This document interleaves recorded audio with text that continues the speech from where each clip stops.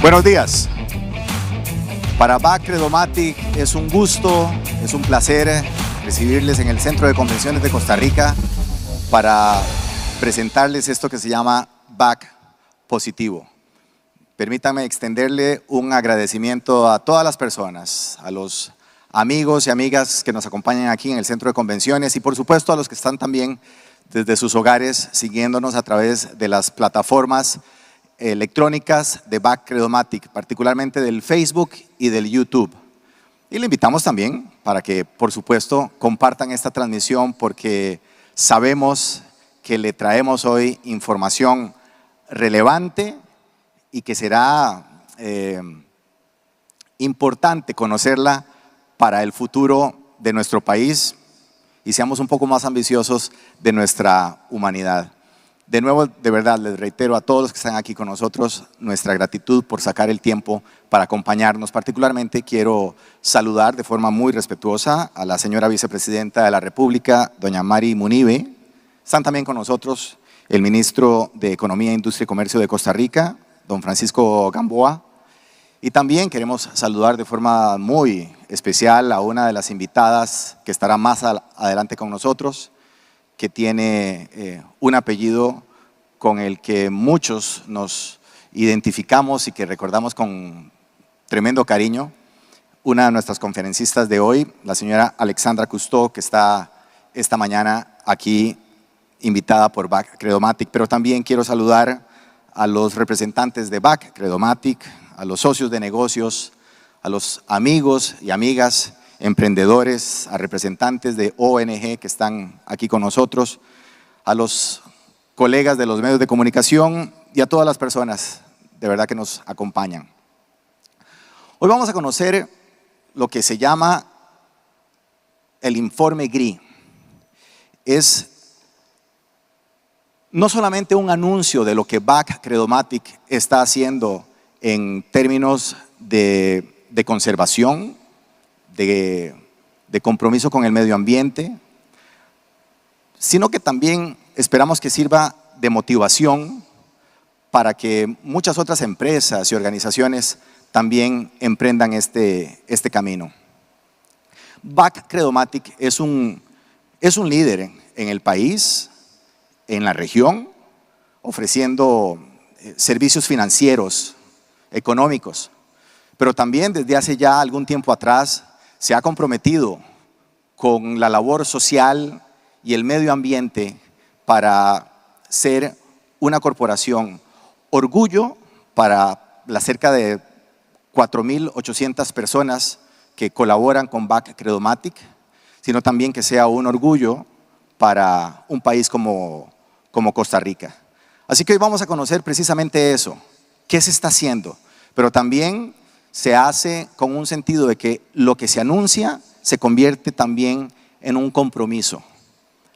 Hay un compromiso de parte de BAC Credomatic de seguir creciendo y promoviendo este tipo de compromiso, no solamente de ser ejemplo como una empresa de servicios financieros, económicos, sino también tener un tremendo impacto en lo ambiental y en lo social. Para iniciar, quiero recibir en esta tarima al señor Ministro de Economía, Industria y Comercio, don Francisco Gamboa.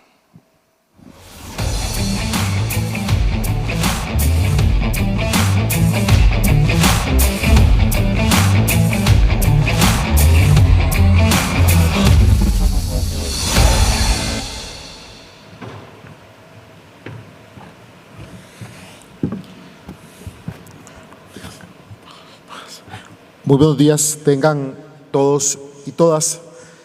Agradecemos de manera muy especial la invitación que nos hace BAC Credomatic esta mañana a un evento que reviste de tanta importancia. Porque sin duda alguna la sostenibilidad en sus tres dimensiones, económica, ambiental y social, es la única vía posible para que las organizaciones empresariales de todos los sectores sobrevivan en el tiempo y sobrevivan frente a su competencia nacional e internacional. Para el Ministerio de Economía, Industria y Comercio hay dos objetivos centrales a los que está llamado a contribuir, que son objetivos transversales de todo el gobierno de la República, que son promover que el sector privado genere más y mejores empleos y de esta manera el país afronte y enfrente el problema de desempleo que ha venido teniendo, y disminuir el costo de vida para las personas. Todo lo que no contribuya de manera directa a esos dos objetivos, pues no tendrá la prioridad y la asignación de recursos materiales, financieros, económicos, que además son escasos. Para el cumplimiento y la contribución directa a esos dos objetivos, hemos definido tres ejes de acción a los cuales, como verán en los próximos minutos, una organización como BAC Credomatic puede estar íntima y estrechamente relacionada. El primer eje es, sin duda alguna, el eje de la competitividad, todo ese ambiente, ese clima de negocios que las empresas deben enfrentar, ese entorno, y que sobre todo se resuelve y se decide fuera de las puertas de cada empresa. Y lo define en gran medida las autoridades de gobierno, haciendo todos los esfuerzos para que el clima y los costos que las empresas tienen sean competitivos. Costa Rica tiene un sector productivo de bienes y servicios que compite en el mundo y con el mundo. En el mundo porque somos un país pequeño que requiere que nuestras empresas de todos los tamaños exporten, y con el mundo porque la producción del mundo llega a Costa Rica también. Entonces, esa competitividad es fundamental. Por eso hemos ya ejecutado una acción, la hemos llamado Le Dejamos Trabajar, y le hemos solicitado a todos los sectores productivos los cuellos de botella que el Poder Ejecutivo pueda resolver. mediante un decreto o una directriz. Recibimos la semana pasada alrededor de 150 cuellos de botella y estamos en este momento en el proceso de sistematización y de consolidación para definir sobre todo a qué jerarca le toca arreglar cada uno de ellos. El segundo eje importante de nuestra gestión, y es posiblemente al que más está relacionado una organización como va Credomatic y la banca en general, es al de acompañar a nuestras empresas micro, pequeñas, medianas y en alguna medida grandes también, acompañarlas y darles esa asesoría y procurar caminar junto a ellas. Y aquí el papel nuestro es sobre todo articular una serie de programas que ofrece la institucionalidad pública y privada para el desarrollo, crecimiento y sostenibilidad de las MIPYMES, para que puedan, sobre todo esas MIPYMES, adoptar e impregnarse de esa aspiración de ascenso empresarial. ¿A qué le llamamos ascenso empresarial? A que las empresas de tamaño micro tengan como su norte, en el menor tiempo posible, convertirse en pequeñas, las pequeñas en medianas y las medianas en grandes. ¿Y cómo logramos eso? Eso lo logramos facilitando la construcción de lo que hemos llamado grandes puentes entre el mundo de las MIPYMES y una serie de servicios que la institucionalidad, repito, pública y privada ofrece. Y además puentes en los que en todos ellos se requiere un acompañamiento de la banca. Está el puente de la internacionalización. Ocupamos empresas cada vez con estándares más internacionales y eso les permita exportar más y, si ya lo hacen, exportar a nuevos mercados, exportar nuevos productos o exportarle a nuevos clientes en los mercados a los que ya exportan. Ahí la banca tiene un gran papel. Ocupamos empresas más innovadoras, empresas que desarrollen nuevos productos y nuevos servicios y que además sean más innovadoras en sus procesos de producción, comercialización y en toda su cadena. Ahí la banca tiene un papel central.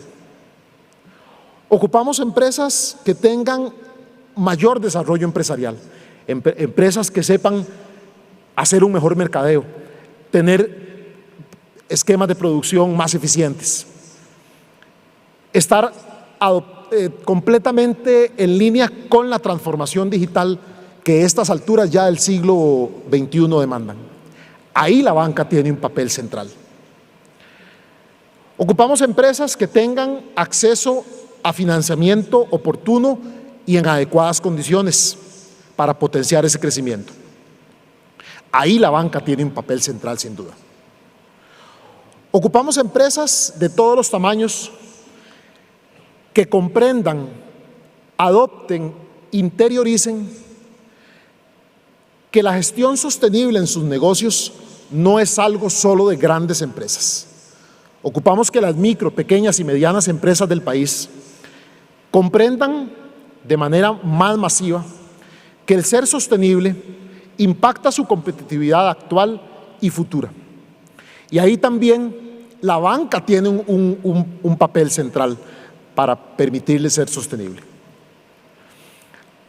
Y además, no solo la banca en general tiene un papel central, sino también una organización como esta, que ha dado tantos pasos en la línea en el camino de la sostenibilidad, tiene también mucho que aportarle a pequeñas y medianas empresas, contándoles cómo se es sostenible y para qué se es sostenible.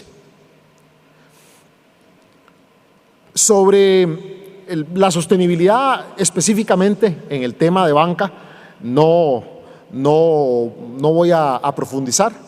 Credomatic sabe cómo se es sostenible en banca y las exposiciones y resultados que nos van a presentar a continuación lo dejarán más que claro. Pero sí ocupamos que cada vez más organizaciones grandes y que tienen gran terreno avanzado en materia de sostenibilidad puedan acompañar a empresas pequeñas y medianas para que también lo hagan y también lo sean. Y el tercer eje, que posiblemente está un poco menos relacionado con el quehacer de la banca en principio, pero que es un eje importante para nosotros en la gestión de la administración como un todo, y no lo puedo dejar de mencionar, es el eje de disminuir el costo de vida para las personas y garantizar una efectiva y sobre todo pronta defensa de los derechos de los consumidores. Creo que así como es una práctica sostenible en las empresas, pensar en los consumidores y en su bienestar, bueno, a nosotros como país nos toca garantizar el cumplimiento de la legislación que tenemos para defensa de los mismos. Es una, por decirlo así, una especie de espejo de ser sostenibles nosotros también. Esos eran los mensajes que quería compartirles esta mañana. Reitero el agradecimiento y reitero también la gran identificación que el Gobierno de la República tiene con la gestión sostenible y responsable por parte de las organizaciones empresariales. Adelante y cuentan con nosotros. Muchas gracias.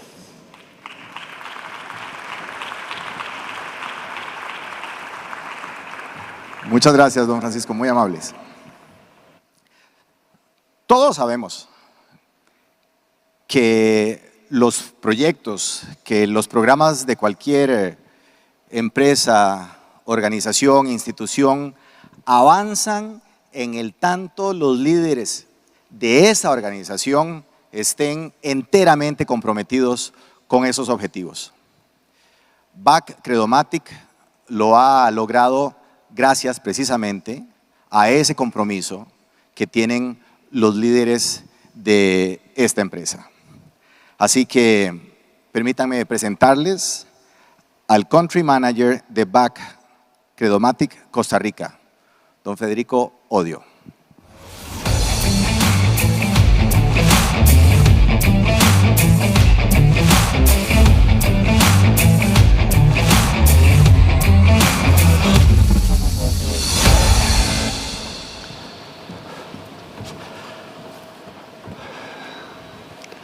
Buenos días, me da muchísimo gusto que estén hoy aquí. Ahora vi muchas caras amigas, muchos clientes, sobre todo muchos aliados. Estamos contentos de recibirlos hoy aquí en este evento que hemos preparado con mucho esmero para compartir con ustedes cosas que nos emocionan, nos motivan, nos ilusionan. Quería empezar contándoles que hace unas semanas tuve la oportunidad de conocer a un pequeño productor de café. El señor se llama don Juan Carlos Valerio.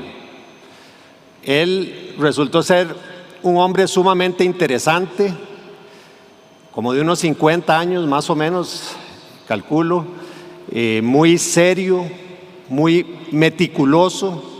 Hablamos de su finca de café que tiene hace 10 o 12 años.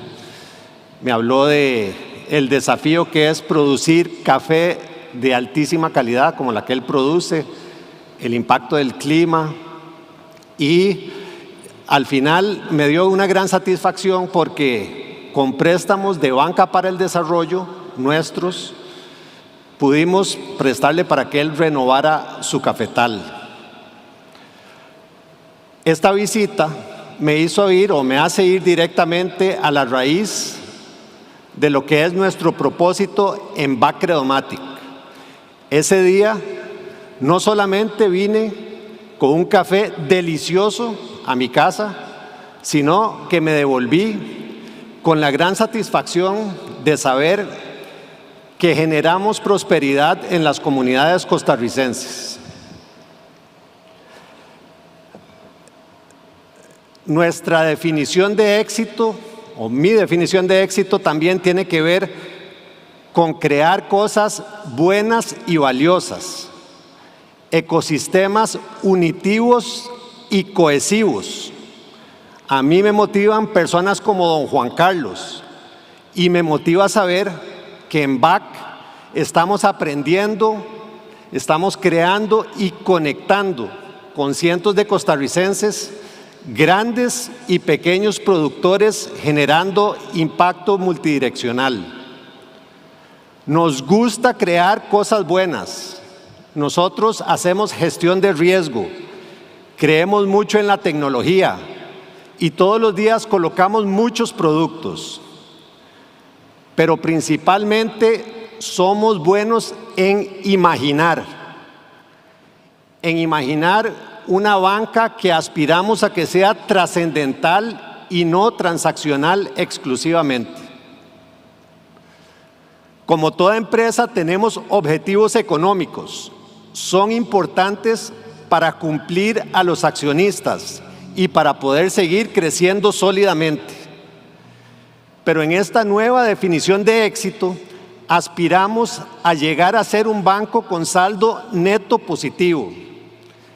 En la dimensión económica, sí, pero también en la dimensión ambiental y en la dimensión social. Eventos como este, donde nos comprometemos a comunicar activa y transparentemente, son una parte importante de esta ecuación. El mundo está cambiando, nosotros estamos cambiando y por eso rearticulamos nuestra estrategia. Declaramos un propósito muy emocionante. Es reimaginar la banca para generar prosperidad en las comunidades que servimos. Y adicionalmente, declaramos que queremos ser un banco neto positivo. No le tememos al cambio. Esta nueva intención es poderosa, nos inspira, pero lo más bonito es que alinea nuestros objetivos con los de nuestros clientes.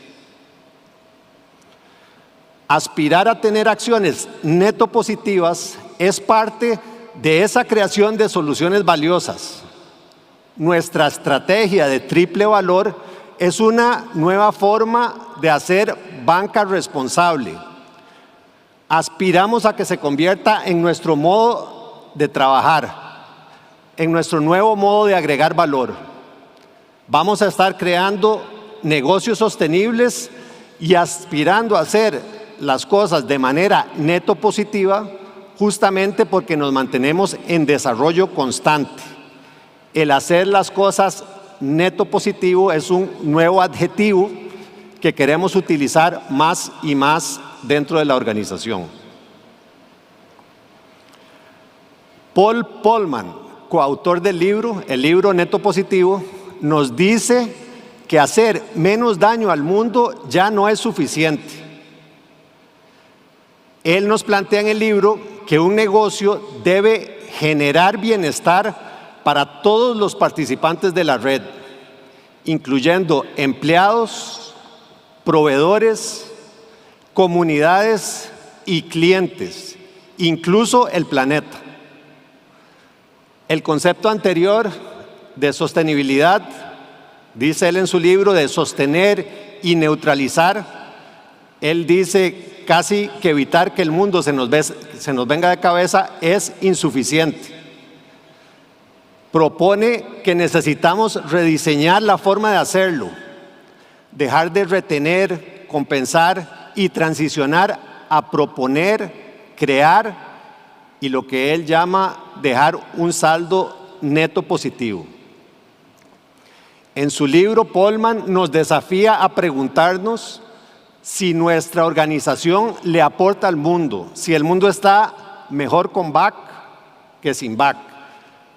Nosotros hicimos la reflexión y dichosamente sí podemos decir que le aportamos al mundo, pero más allá de eso estamos reimaginando la banca y nos motiva reimaginar la banca para lograr este propósito. Es un ejemplo de que estamos en movimiento, en cambio constante. Nosotros este año estamos creciendo un 9%, un 9,2% respecto al año anterior. Esto conlleva una gran responsabilidad, No solamente queremos ser el banco más rentable, sino además queremos trabajar para la prosperidad de 1.450.000 clientes.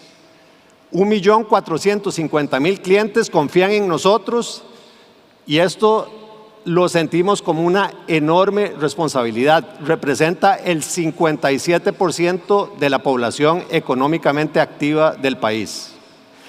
Dimensionemos lo que eso significa. Si tuviera que resumir nuestra gestión económica en una palabra o en pocas palabras, diría habilitadores. Somos habilitadores de la economía costarricense. Y voy a explicarles por qué consideramos que somos habilitadores. El 36% de los asalariados del sector privado reciben su salario a través de una cuenta en BAC. De esa forma generamos circulación en la economía. Aspiramos a ser habilitadores de la empleabilidad y del intercambio de servicios. Hay más de 42.000 comercios que procesan sus transacciones de crédito y de débito a través de nuestras plataformas de pago.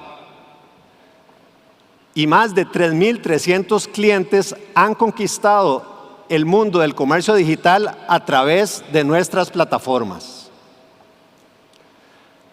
Pongamos eso en perspectiva. ¿Se imaginan lo que es procesar 334.000 planillas mensuales?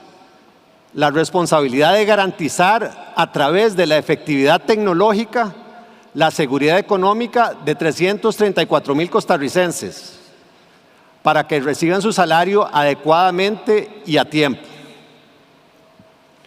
Adicionalmente, es inspirador ofrecerle a esas personas la capacidad de hacer sus pagos y sus cobros a través del celular, del móvil, de las plataformas digitales o, si es necesario, también a través de la red de cajeros y sucursales.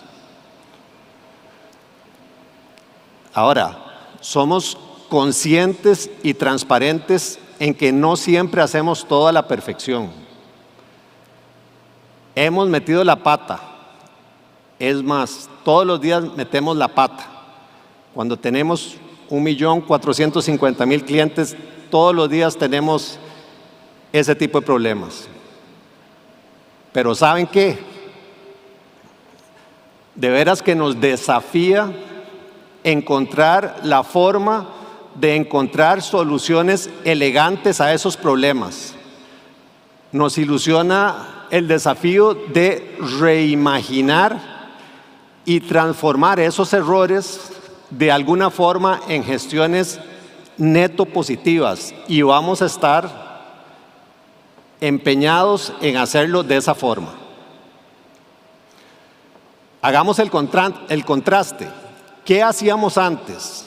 Antes vendíamos muchos productos a muchas personas y ahora más bien estamos aspirando a habilitar el crecimiento económico, el empleo, el emprendedurismo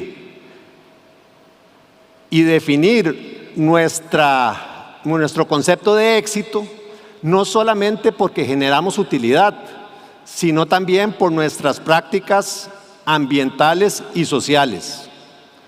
Vamos a ser exitosos porque somos un banco sólido y rentable, pero también porque dejamos huella positiva, porque facilitamos las cosas y porque queremos transformar la forma de hacer banca y seguir siendo habilitadores de la economía costarricense.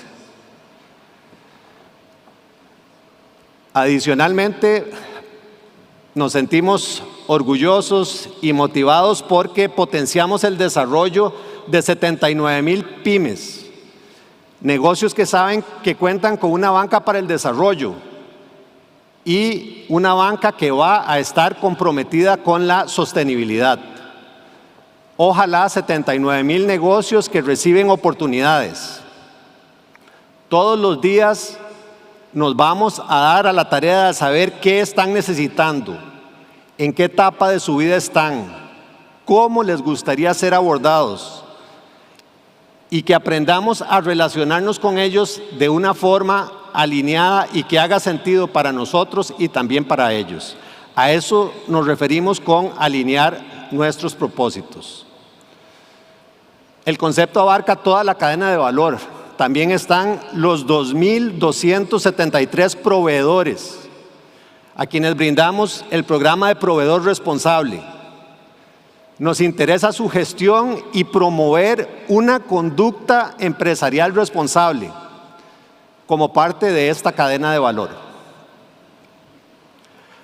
Solamente en el año 2021 facilitamos créditos a más de 62,000 clientes, resolviendo los sueños de vivienda, de movilidad, infraestructura, educación, estilo de vida, salud, entre muchas otras cosas.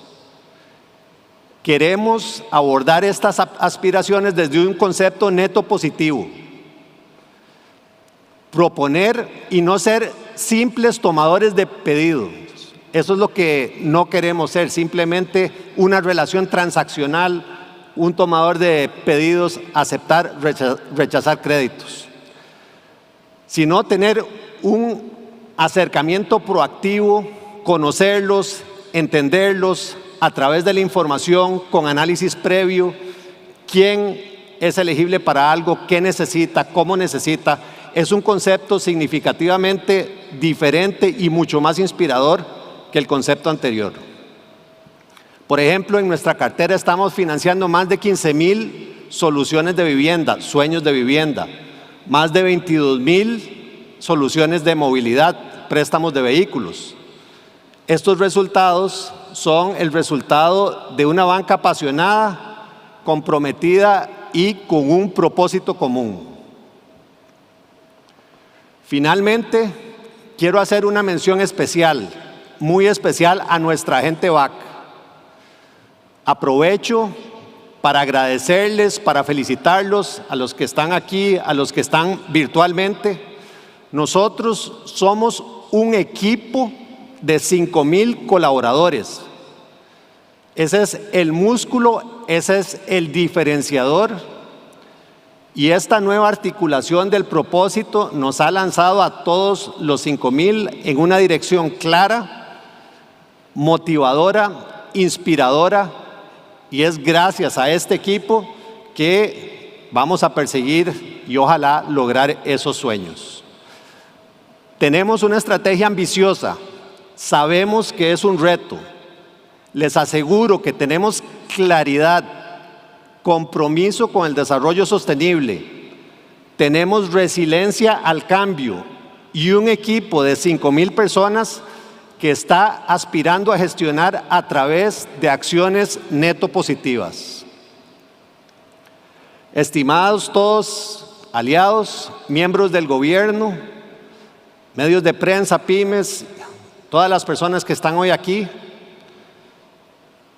queremos ser neto positivos, les queremos manifestar que lo vemos como unión, como una alianza y como colaboración.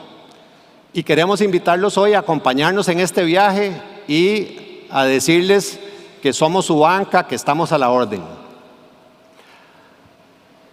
Finalmente, así como me ilusiona el desarrollo de don Juan Carlos Valerio, recuerdan el pequeño productor de café que conocí semanas atrás, me ilusiona saber que nuestro concepto de éxito no es solamente un resultado económico. Ojalá también sea un resultado de historias prósperas. Y muchísimas gracias por acompañarnos, por estar con nosotros. Espero que disfruten el evento.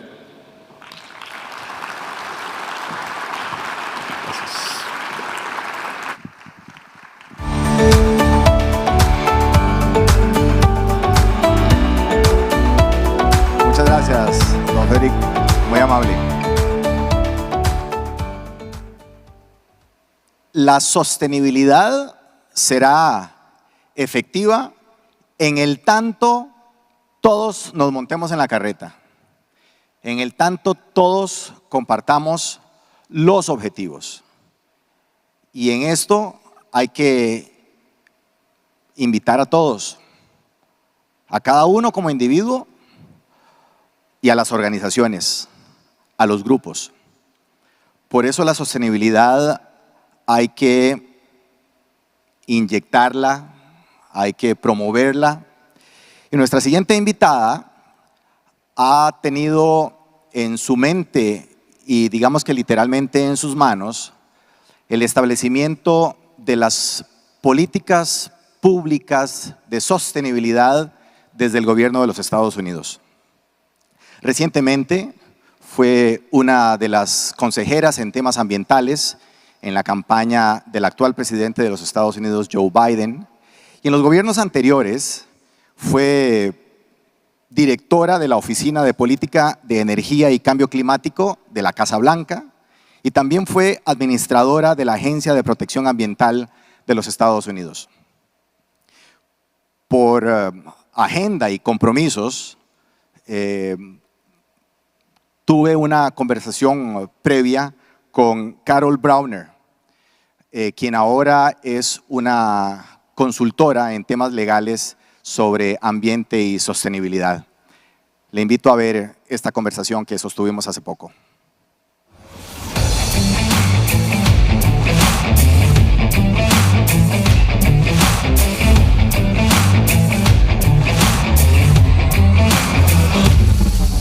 Hello, Mrs. Browner. Very nice to have you. Thank you. Nice to be with you. Thank you very much. It's a real pleasure, and on behalf of BAC Climático, I want to start to express our gratitude for your time, for being with us. Thank you very much. Thank you. Mrs. Browner, looks like, apparently, there are more governments every year, more sectors, more businesses, more organizations doing a little bit more to implement and to achieve environmental changes and goals in a short term. What would you say is the state of global policies and sustainable projects at this point in history? Well, at this point in history, it is certainly better than it has been. But as we think about the realities of climate change, there's still a lot to do. So I wanted to start by thanking everybody and all the people in Costa Rica for what you are doing, what your country is doing, what your companies are doing, what your people are doing. You certainly have a long-standing commitment to sustainability, and certainly it is a stronger commitment than we see in some parts of the world. But as good as the story may be in terms of companies stepping up, governments stepping up, there's still a lot to be done. In the private sector, business, productive, financial, people are into it, I would say. Have they added fast and effectively their actions, convinced with a total conviction that they must be inside or within this effort? I think what we see around the world is companies embracing what we call science-based targets. So really working from the science to determine how much reductions, what kind of climate pollution reductions they should be achieving. And that is a very significant step and should be applauded. Companies are developing plans. Governments are stepping in to support companies, to encourage companies, to push companies in some instances. But certainly it is important that the private sector, that the banking sector has stepped up with a set of plans about what they're going to do to achieve real and measurable global warming progress and reduction in the pollutants that contribute to global warming. So you would say that some parts of the industry are waiting for science to pronounce of what is the direction that they should take in order to take their own decisions. Well, I think what we have is we have more science than we've ever had on any global issue. And so there's enough science for companies to to take actions, to take individual company actions. The science is going to continue to evolve. That is what science does. It will understand the problem better and better. But there is enough science today to warrant very significant actions. And the good news is we are seeing companies embrace the science and take those actions. Which one would you say is the most significant change after the industry has the knowledge of the science lately? Oh, I mean, look, within each sector, there are leaders. That's the good news. Here in the United States, Microsoft has made commitments. Amazon has made commitments. Obviously, Ford Motor Company has committed to electrifying their entire fleet. So when we look across industries, whether it be in the software, in the microchips, in automobiles, we're seeing companies step up and provide leadership, make bold commitments, and then deliver on those commitments. And in which of the industries and of the businesses, of the sectors, are more delayed or weaker in the application of sustainable policies necessary to reach the goals? Well, when we're talking about sustainable policies, we can be talking about everything from air pollution, water pollution, land use, but also climate change. And so many companies have a long history of reducing their air pollution and their water pollution, managing land better, managing resources better. What not everyone has done yet is embrace climate change. And so I think that what's important is to, if you're a company, and I work with companies all over the world, is to make sure that you have embedded in all of the decisions you made, from compensation to capital expenditures, that you are thinking about what is the impact of those decisions on the climate. How will your decisions contribute to solving, to mitigating the climate change challenge? But you wouldn't be able to point out any industry or any sector particularly that has been a little bit weaker, let's say? Well, I think that some in the fossil fuel industry want to continue, sort of their history. And we do know that the burning of fossil fuels is a significant contributor to global warming. But there are leaders in that industry. I mean, I think it's important to note that, for example, BP has made significant investments in clean energy, in renewable energy. And so, there's not one industry that I would say stands out as just being bad across the board. Within each sector, you have good actors, and then you have some slower actors, and then some non-actors. And we need everyone to act. Outline for us, please, reasons why government and businesses, the private sector, must include in their agendas environmental protection, clean energies, and sustainability. Seeking what? What for? Well, first of all, the air, the water, the health of our people, these are things that we all share and that we must commit to work together towards. And we each have a different role. So I've been in government. I've served 2 presidents here in the United States.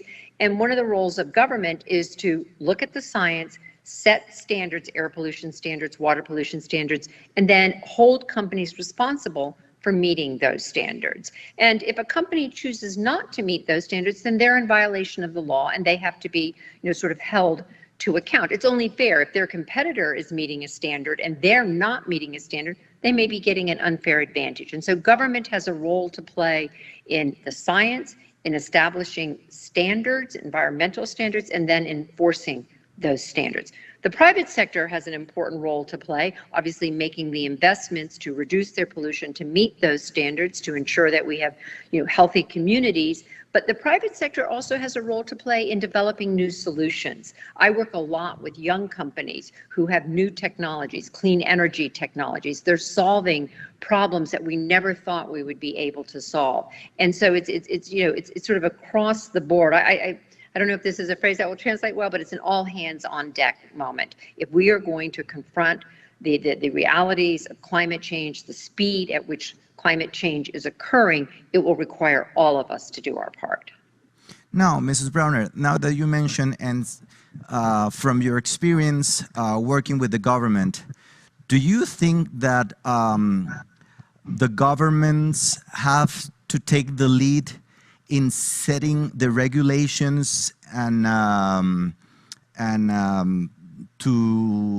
let's say to lead the different companies to what they should look for, what their goals should be?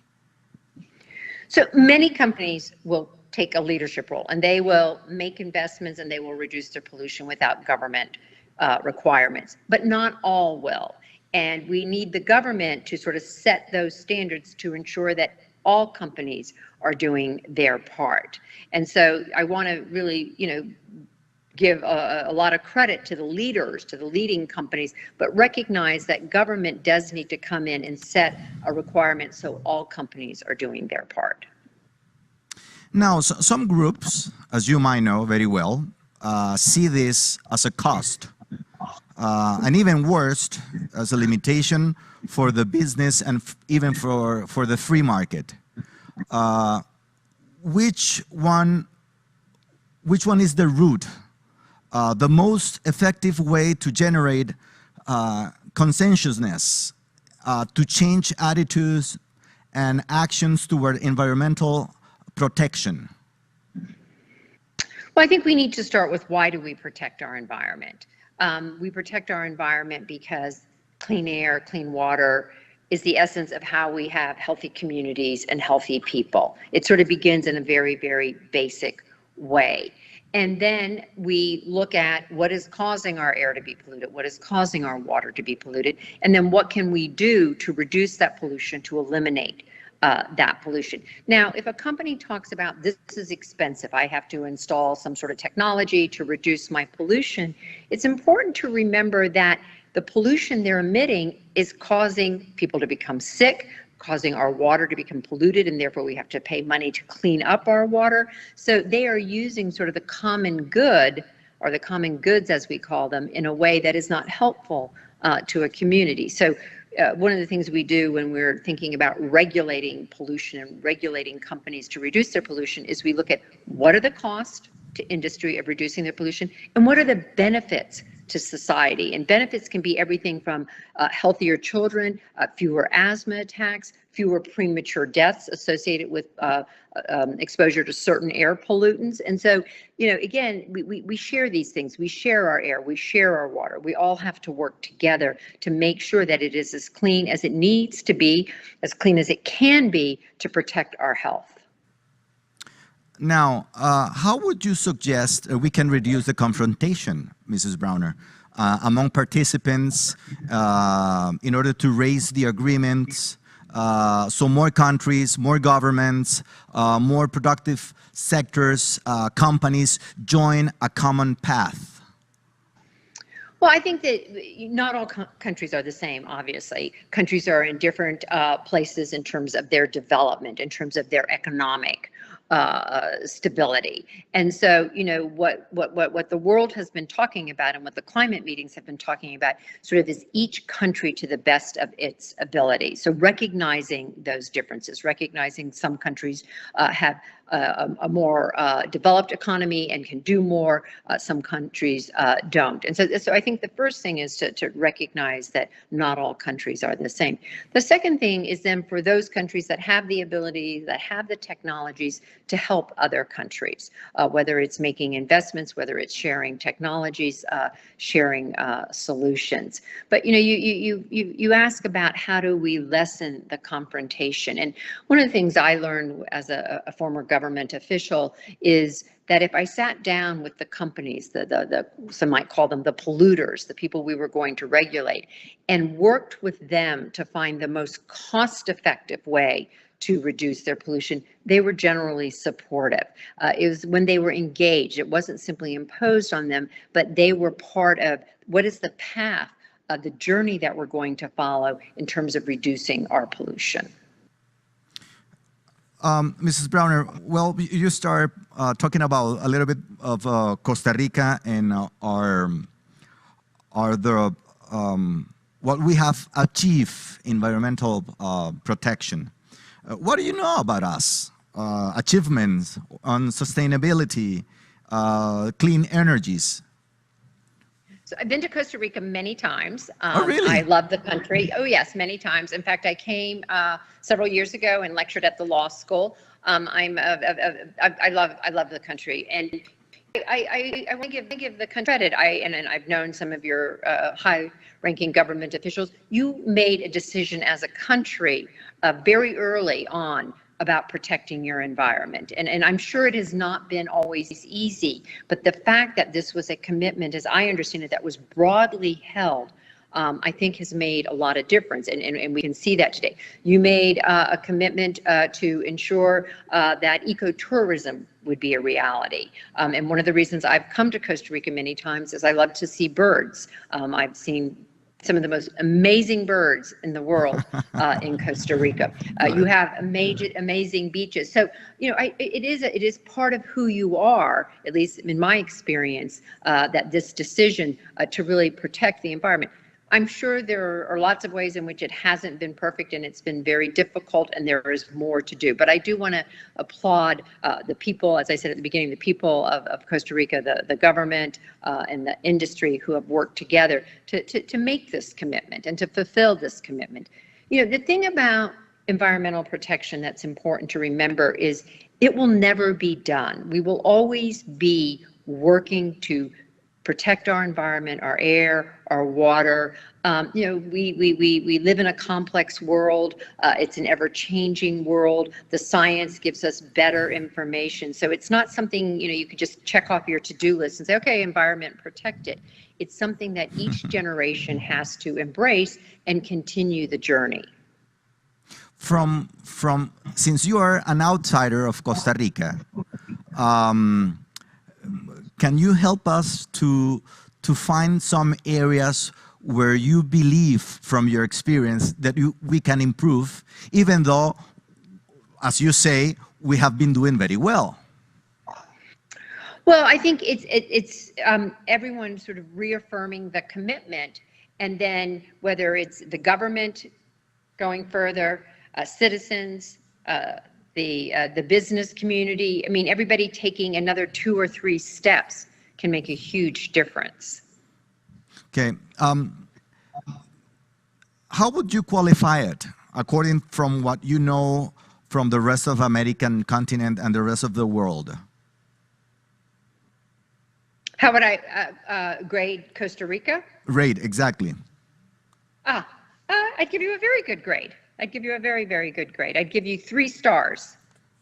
From 5? I'll give you 3.5 from 5. Okay, that's a very high qualification. Thank you very much. Now, Mrs. Browner, how can we measure and value the sustainability policies, decisions, and actions of industries, of companies, of businesses? How can we know and detect those who only use the speech of social responsibility as a tool of promotion, but not have a real commitment? How can we measure that? Well, any good company who's making commitments will be transparent about what are their commitments, what is the progress towards meeting those commitments. If a company isn't transparent both about their commitments and their progress, then you should ask questions. There's probably something wrong. It may not be as legitimate as you would like it to be. Well, I ask you that because, for example, at BAC Credomatic, there has been a compromise on going even further and faster than government policies and regulations, the ones we talked earlier. How fast and further do you recommend going without to be asked ahead? Please, you are doing a great job. Please keep going. Obviously, you're a business. It has to work within your business model. It is working. So go as far and as fast as you can, because that kind of leadership is what will bring others to the table and bring others to the effort. So I applaud you for the work that you have done and the commitments you have made. And since we are talking about BAC Credomatic, which is a financial service, how would you recommend this kind of business to have good deals with the environment? Well, I think there are two things to think about for the company to think about. One is what they're doing in terms of the energy they're using. Is it clean energy? Are they looking to get more clean energy? So their own practices. Then secondly, they're a bank, so they deal with lots of businesses. In those dealings, can they encourage better commitment to the environmental practices? So they what we see a lot here in the United States is that the big investors, the big private equity investors, are starting to require that companies do certain things, that they meet certain criteria, and more companies are doing that because the investors are asking them to do it. Finally, please suggest for us strategies that you believe are successful to aim corporate responsibility, engagement with environmental issues, and would be relevant to private sector. So I would say first, make a commitment. Understand what your impact is on the environment. Make sure you understand it, and then make a commitment to reducing that impact. And do that in a transparent manner. Second, develop a plan. You've made a commitment, now have a plan. What are you going to do first, second, and third? And then finally, engage your customers, engage your communities, engage your government.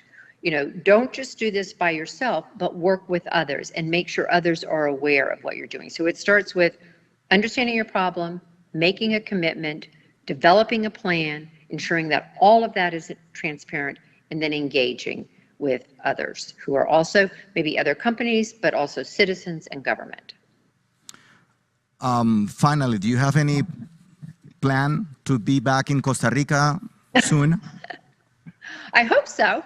I will tell you, the most amazing bird I saw in Costa Rica was a turquoise cotinga, and it may be the most amazing bird I've ever seen. It was lovely. It was a complete surprise that we saw it, but it was also, it stayed with me now like 10 years as a reminder of just how beautiful Costa Rica is, and a reminder that as a country, you did make a commitment to a clean environment. So thank you. Thank you. On behalf of BAC, we would like really to have you back and see what we are doing with this kind of commitment and compromise that you have outlined with the environment. And we really look forward to do even better in time to come. Thank you. Thank you very much. Have a really nice day. Enjoy your conference. Thank you very much.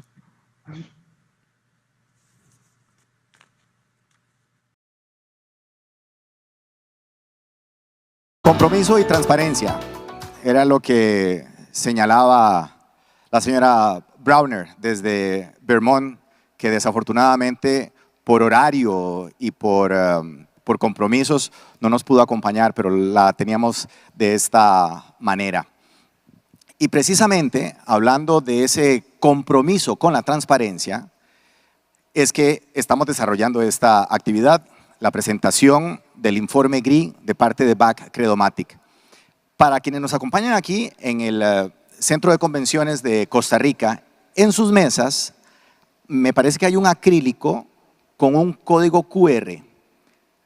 Desde ahí ustedes pueden descargar el informe que estamos conociendo hoy de parte de BAC Credomatic para que se conozca qué se está haciendo y para que aumente el compromiso de parte de BAC Credomatic en esta línea de sostenibilidad. Así que a quienes están aquí les invito a extraer desde el código QR esa información. Para los colaboradores de BAC que nos están acompañando a través de las redes sociales, se les enviará posteriormente un enlace para que lo vean, y el público que nos acompaña lo pueden encontrar o bien descargar desde la página electrónica de BAC Credomatic o bien desde las redes sociales, donde estará también expuesto y promocionado ese enlace, para que conozcan qué es lo que BAC Credomatic está haciendo alrededor de la sostenibilidad.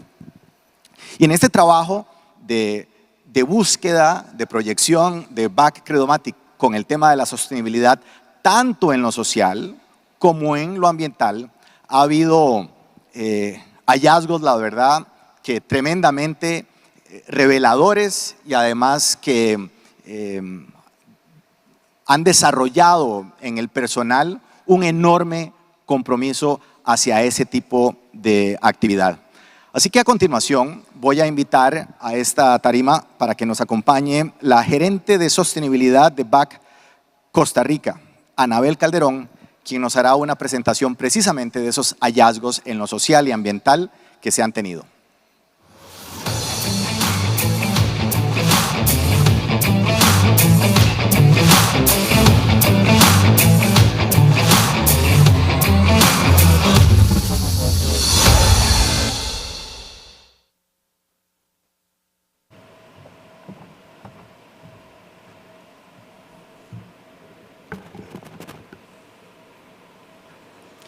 ¿Qué se les viene a la mente cuando una empresa habla de prosperidad?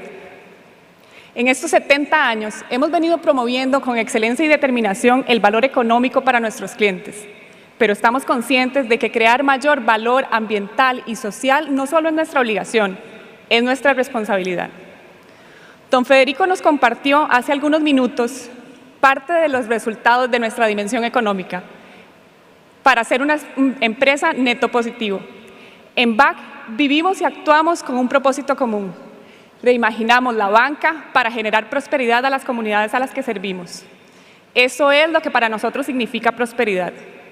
Hoy presentamos con mucho orgullo el reporte de GRI, con los estándares del Global Reporting Initiative, donde encontrarán los principales resultados de nuestra gestión durante el 2021. Puedo afirmar que para nuestra organización la sostenibilidad no es una acción aislada, ni es una moda. Con mucho orgullo, formo parte de más de 5,000 colaboradores que lideramos esta estrategia juntos y hemos logrado que BAC Credomatic se convierta en una empresa pionera en temas de responsabilidad social y sostenibilidad en el país. Este compromiso viene de tiempo atrás, con la creación de un departamento de sostenibilidad hace más de 15 años, la asignación de recursos económicos y humanos. Hemos logrado desarrollar proyectos, iniciativas y programas que nos tienen hoy acá. En BAC, más allá de una estrategia de negocios, esto es nuestro corazón, es nuestro ADN. Me gustaría compartirles ahora algunos de los principales resultados en la dimensión social. Conscientes de nuestra responsabilidad, históricamente en BAC hemos trabajado el tema de inclusión y educación financiera para nuestros clientes y nuestras comunidades. Desde el año 2017 hemos logrado alcanzar a más de 300,000 personas con diferentes recursos entre webinars, cursos especializados y una plataforma de más de 900 recursos para el manejo de las finanzas. Nuestro programa Mujeres BAC busca contribuir al cierre de brechas y al empoderamiento económico de las mujeres. Carmen Peñate nos enseñará un poco más de nuestro programa.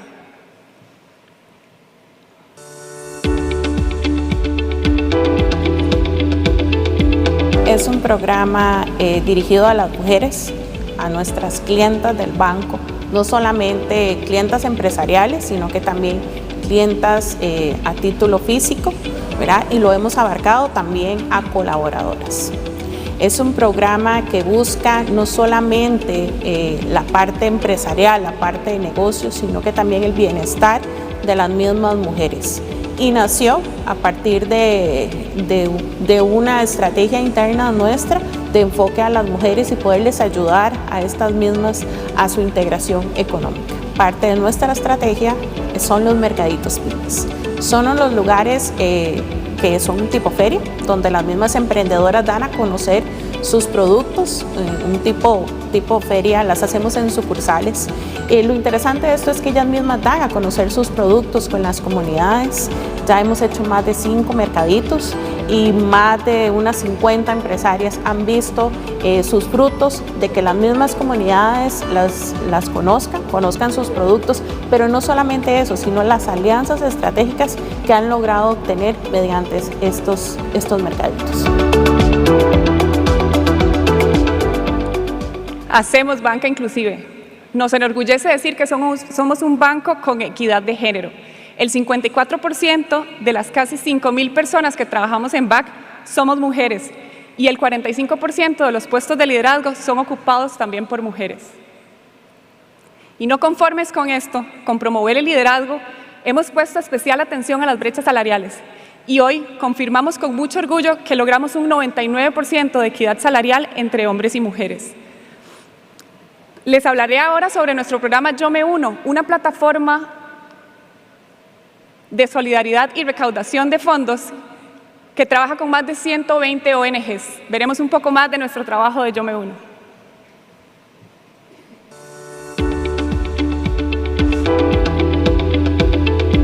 Yo Me Uno es un programa que nace con el objetivo de apoyar a las organizaciones sin fines de lucro para que puedan fortalecer sus capacidades, para que podamos brindarle a través de BAC Credomática un voluntariado profesional y para brindarles algo sumamente importante que es una plataforma de recaudación de fondos que se llama yomeuno.com.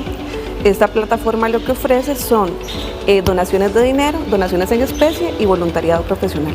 Hicimos una plataforma tecnológica en la cual le mandábamos un código QR a la persona que había perdido su empleo. Esa persona que había perdido su empleo me la reportaba a la Cámara de Turismo de Guanacaste y una asociación local que se llama CEPIA, que hacía una evaluación socioeconómica. Entonces no estábamos ayudando a la gente que estaba antes en pobreza, y no es que no sea importante, pero para ellos estaban las iglesias, el gobierno, muchas ONGs, y está buenísimo que le sigan ayudando. Yo me estaba enfocando en la gente que nadie le ayuda, que cayó a la pobreza porque perdió su empleo, la plataforma del BAC, porque nos dio una estabilidad financiera, una trazabilidad absoluta. Toda la gente nos donaba los fondos y lo que nosotros hacíamos es que cada semana, como teníamos un mapita georreferenciado para rendir cuentas, podíamos decir exactamente cuántas personas habían comido en cada barrio, o sea, lo podíamos puntualizar en un mapita muy lindo, y además cuántos restaurantes y cuántos encadenamientos microeconómicos. La felicidad que pude tener cuando veía a un papá respirar y poder decirle a su hijita que iba a tener 3 semanas más de comida rica y eso no hay ningún salario que lo pague en la vida.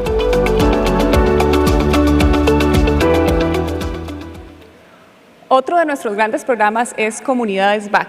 Bajo el esquema de alianza público-privada, en coordinación con DINADECO, INCAE, Fundes y las municipalidades, hemos logrado invertir más de $400.000 en empleabilidad, productividad y deporte.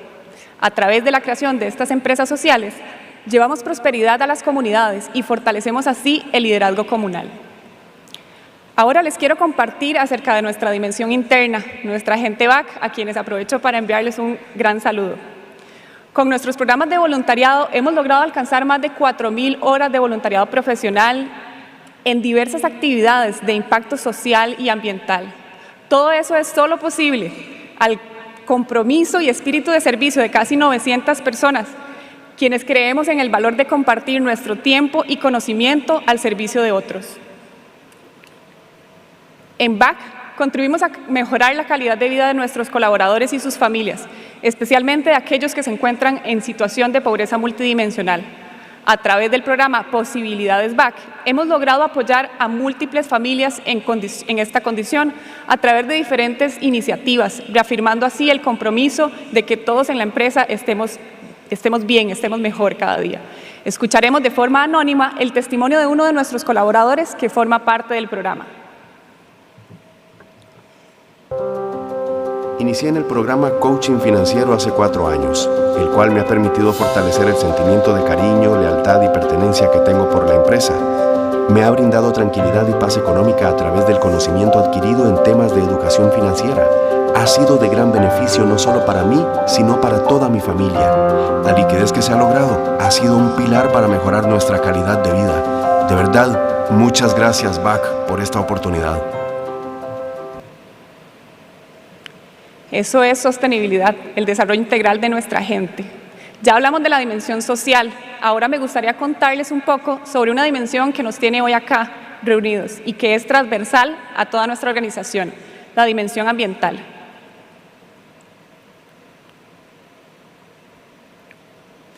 Veremos algunos de los esfuerzos que realizamos para contribuir a la gestión ambiental responsable y especialmente a la descarbonización del país. ¿Sabían ustedes que más del 40% de las emisiones de gases de efecto invernadero son producto del transporte? Nosotros aspiramos a ser un banco neto positivo y sabemos que la integración de diferentes problemáticas sociales y ambientales son cruciales para la comprensión y la definición de nuestra estrategia. Es por eso que nos dimos a la tarea de entrar en el tema de movilidad eléctrica, movilidad sostenible. Doña Laura nos contará un poco sobre este proyecto.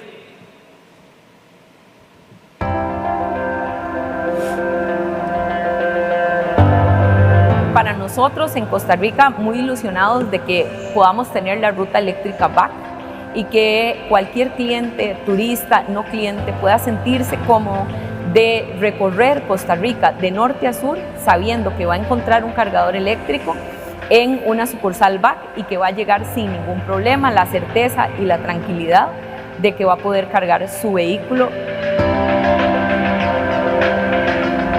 Son de carga rápida, lo que comúnmente se llama como carga rápida, eso quiere decir que son de 11 watts. Para un cliente que valora mucho su tiempo, esto quiere decir que en 25 minutos el cliente va a poder tener el 60% de su carga. Entonces, si va recorriendo y va paseando, qué sé yo, va para el Arenal, para La Fortuna, para Guanacaste, pues sabe y tiene la certeza de que en el camino va a poder encontrar un cargador que en 25 minutos le llega al 60% de su carga y puede continuar su viaje sin ningún problema. La noticia más importante es que no tiene ningún costo y lo puede usar clientes BAC o no clientes BAC, está abierto al público. Para clientes BAC los puedes ubicar en BAC Ubícanos, que es nuestra aplicación de donde están las sucursales, y para los clientes no BAC y los turistas hay una aplicación que es a nivel nacional que se llama PlugShare, donde ya están las ubicaciones de cada uno de nuestros cargadores. Ahorita, en cuanto a cantidad de cargadores eléctricos, tenemos instalados 10 cargadores eléctricos en todo el país, en diferentes sucursales, y estamos planificando hacia final de año agregar 2 más para terminar el 2022 con 12 cargadores eléctricos. Y lo más interesante de esto es que estamos trabajando a partir de esta iniciativa de BAC Costa Rica en una iniciativa para los demás BAC de la región y regionalmente convertir la ruta eléctrica BAC de tal forma que cualquier persona pueda recorrer toda Centroamérica con la certeza de que va a encontrar cargadores BAC y va a poder cargar su vehículo y continuar su recorrido sin problema.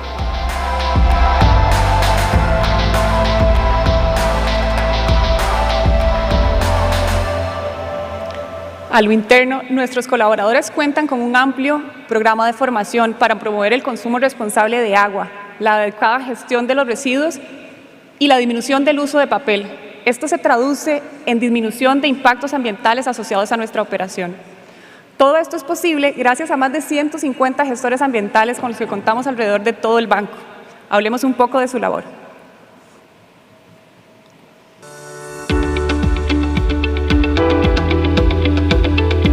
Cada año nosotros, el área de gestión ambiental se reúne y hacemos un encuentro de gestores, los cuales contribuimos o hacemos ciertas actividades para colaborar con todas las comunidades alrededor del país. Actualmente hoy lo que estamos haciendo es una siembra de árboles en el área de Desamparados, en la cual estamos sembrando alrededor de 100 árboles. Todo el año, todos los meses nosotros tenemos que cumplir con ciertos indicadores y nosotros mensualmente cumplimos con indicadores operacionales y nosotros debemos velar por ciertas pautas en la organización para contribuir con el lugar de trabajo donde nosotros estamos y contribuir también con la comunidad donde nosotros operamos. Es bonito, ¿por qué? Porque nos salimos de la rutina, venimos y colaboramos con el medio ambiente, venimos y colaboramos con alguna otra organización y dejamos una huella, que es lo importante, es lo que nosotros como gestores tratamos de hacer, dejar una huella en las comunidades y en el medio ambiente. Por último, desde el 2018 somos una empresa carbono neutral plus en el 100% de nuestros emplazamientos. Este es el mayor galardón que otorga el Programa País de Carbono Neutralidad del Ministerio de Ambiente y Energía de Costa Rica. Todo esto que les contamos hoy nos llena de orgullo, claro. Pero más allá de mostrarles nuestros resultados, queremos reforzar nuestra responsabilidad. Me dirijo hoy a todos ustedes, representantes del Gobierno de Costa Rica, aliados estratégicos, medios de comunicación y todas las personas que nos acompañan. Queremos ser sinónimo de prosperidad para ustedes. Hoy en representación de BAC, los insto a que nos busquen, a que se acerquen, a que nos reten, a que aprovechen nuestras plataformas y nuestro genuino interés de seguir contribuyendo al desarrollo sostenible de Costa Rica. Es nuestro deber y es nuestro compromiso. Muchas gracias.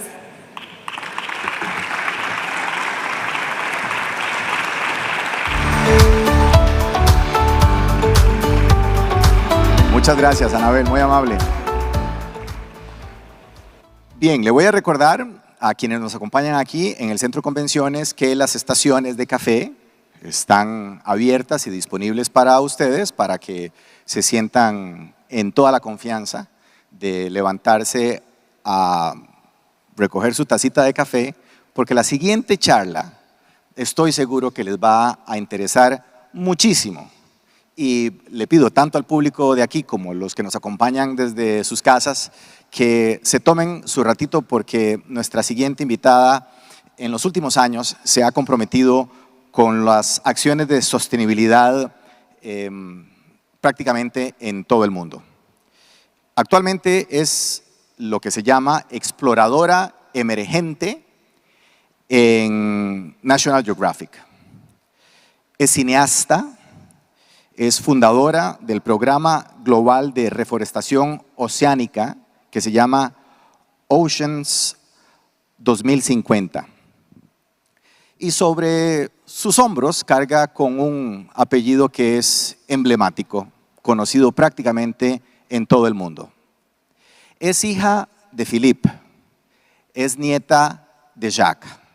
Señoras y señores, un fuerte aplauso para Alexandra Cousteau.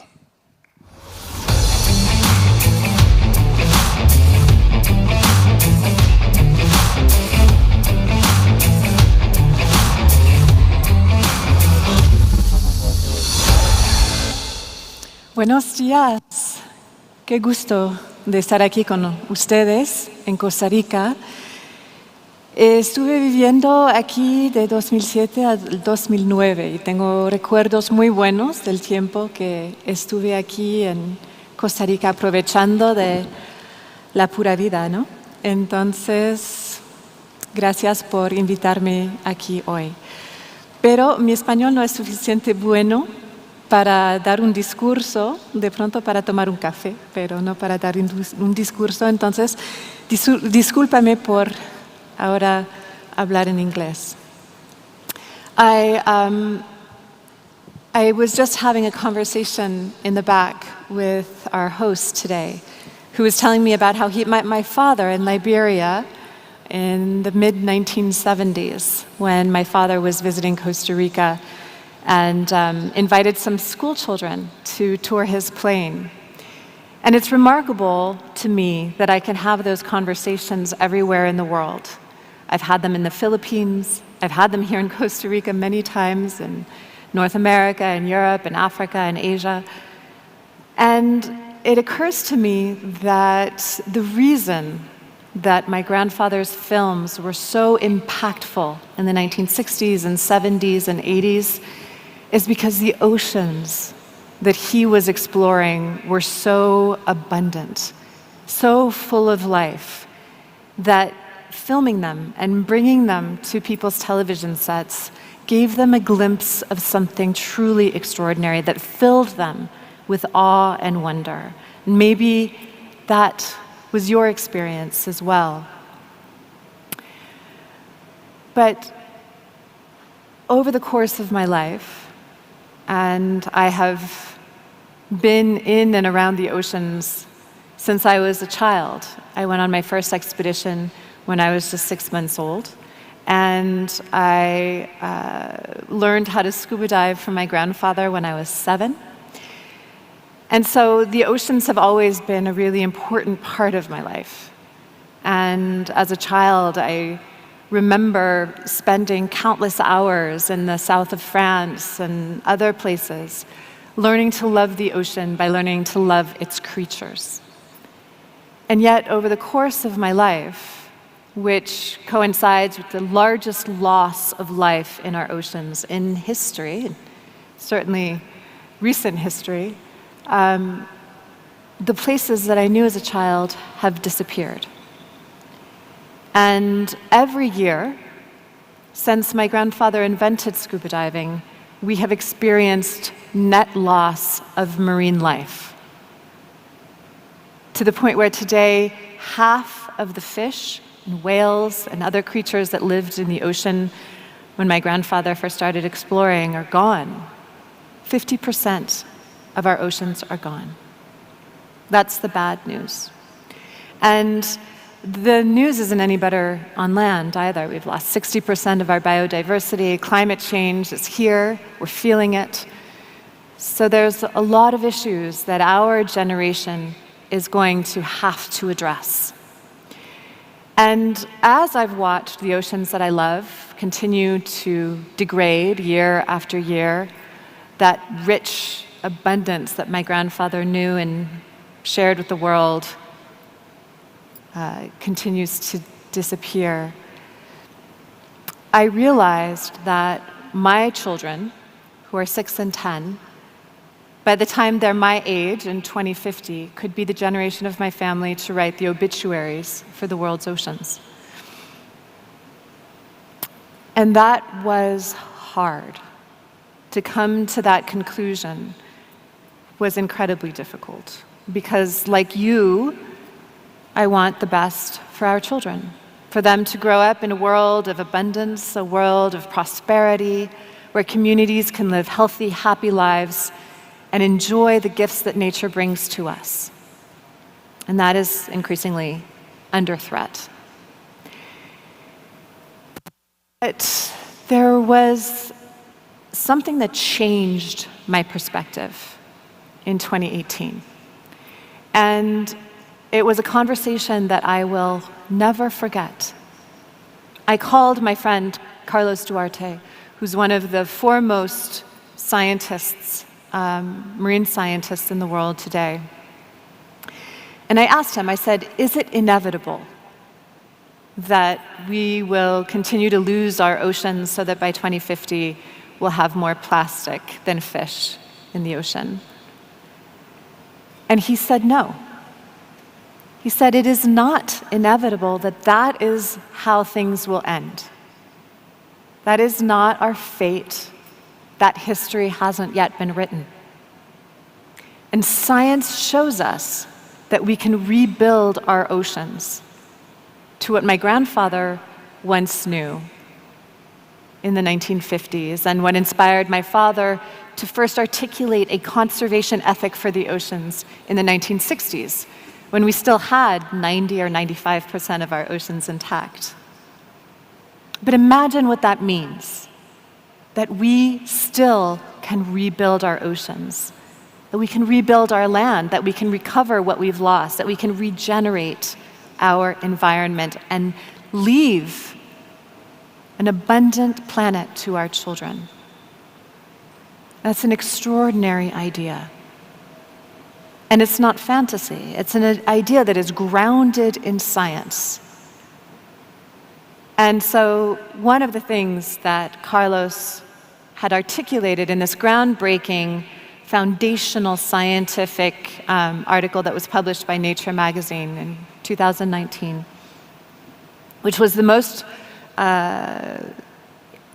exciting scientific article that year. It was one of the top 5 climate articles in the world, and it lays out a roadmap for how we can rebuild our oceans, a roadmap for what we need to do moving into the future, how we do it together. And one of the things that I realized as we started creating Oceans 2050, to take that science and put it into action, is that there's a fundamental difference between conservation and restoration. When you look at the oceans that have been shaped by our industrial activities, government apathy, public indifference, and conservation organizations trying to stem the loss of our natural resources, it's never possible to prevent 100% of loss. And so every year we lose a little more, and we lose a little more, and we lose a little more. And then we realize that we're on a slippery slope to a dead ocean.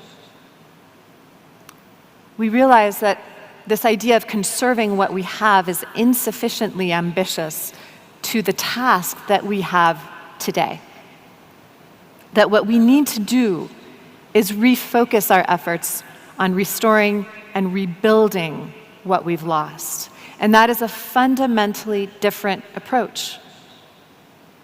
It requires a different level of ambition, different metrics, different kind of science, different kinds of studies, and different kinds of engagement from our friends in industry, in the corporate world, a different focus from the nonprofits. But if we are to align ourselves in the ambition of rebuilding what we've lost, then it's possible. And that gives me an enormous amount of hope. I think that when we look at the role that industry and companies and banks can play in rebuilding our oceans, rebuilding our natural environment, we find that there is extraordinary opportunity to help change the outcome of the road that we're on.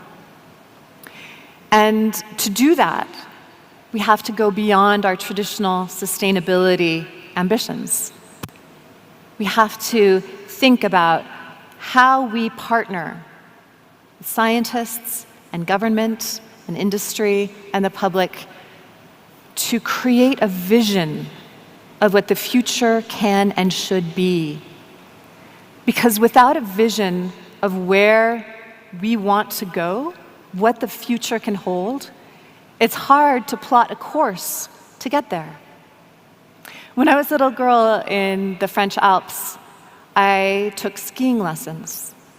And I remember so clearly going up to the top of the bunny slope and crossing my skis and hearing my instructor come next to me and say, "Alexandra, when you're going down the hill, make sure that you don't look at the trees. Because if you look at the trees, you will ski into them.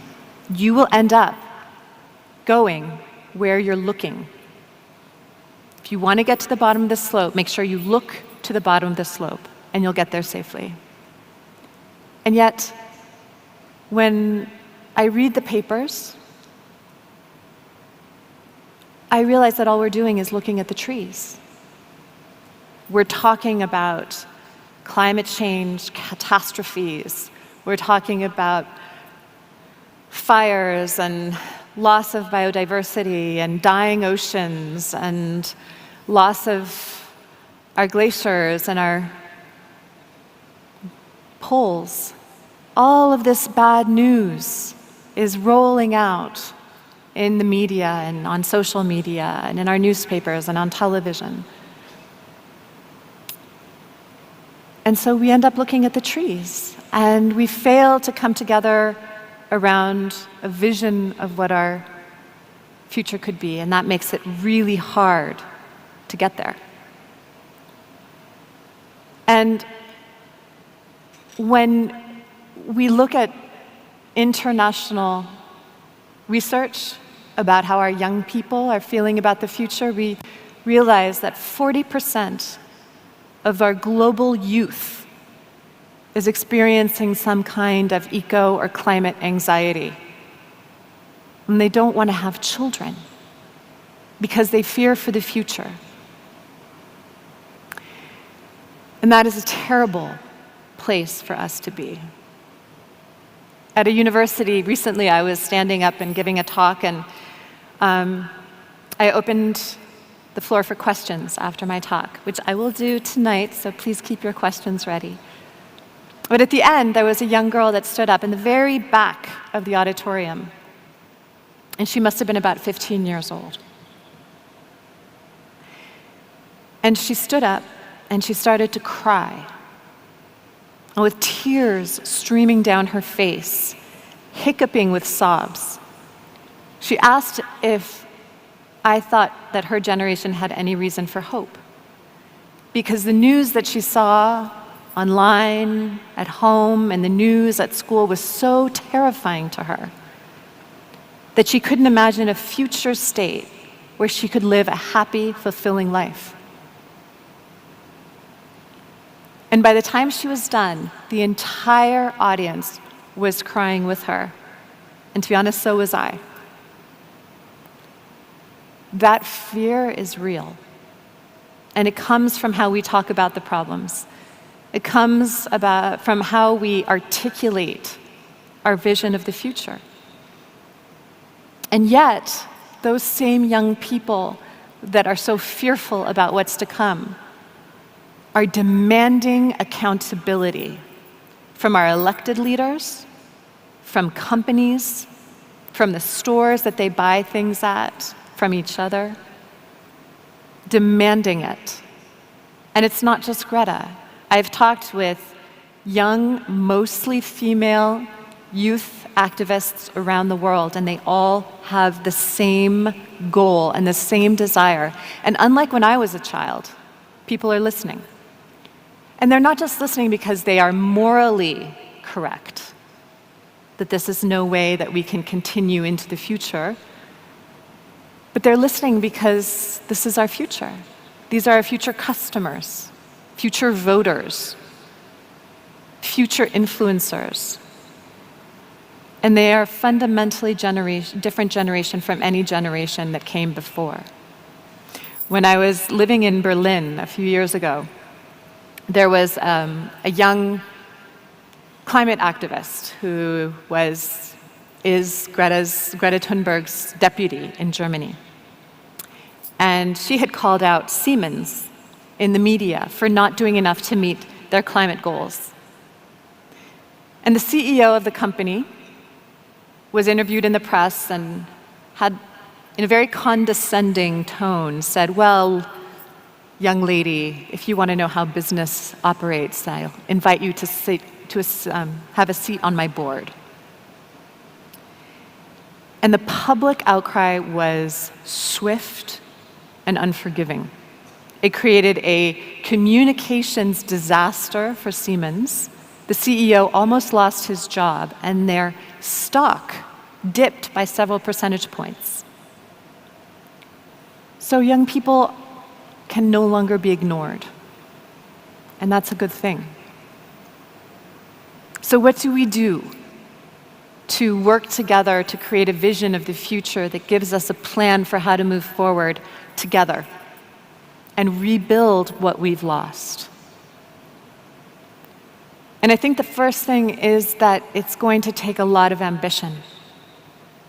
For too long, we've operated as if there were no limits to the environmental services and natural resources that we could exploit to create our wealth and our communities. And we all know that that time is coming to an end. So rebuilding natural environments and ecosystems is the only way that we can continue to experience growth while taking care of our communities and our future.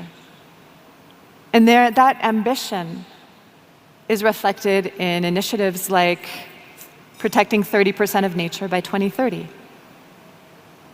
Coming together to ensure that we reach that ambitious goal as an international community and across stakeholder groups within each country is critically important.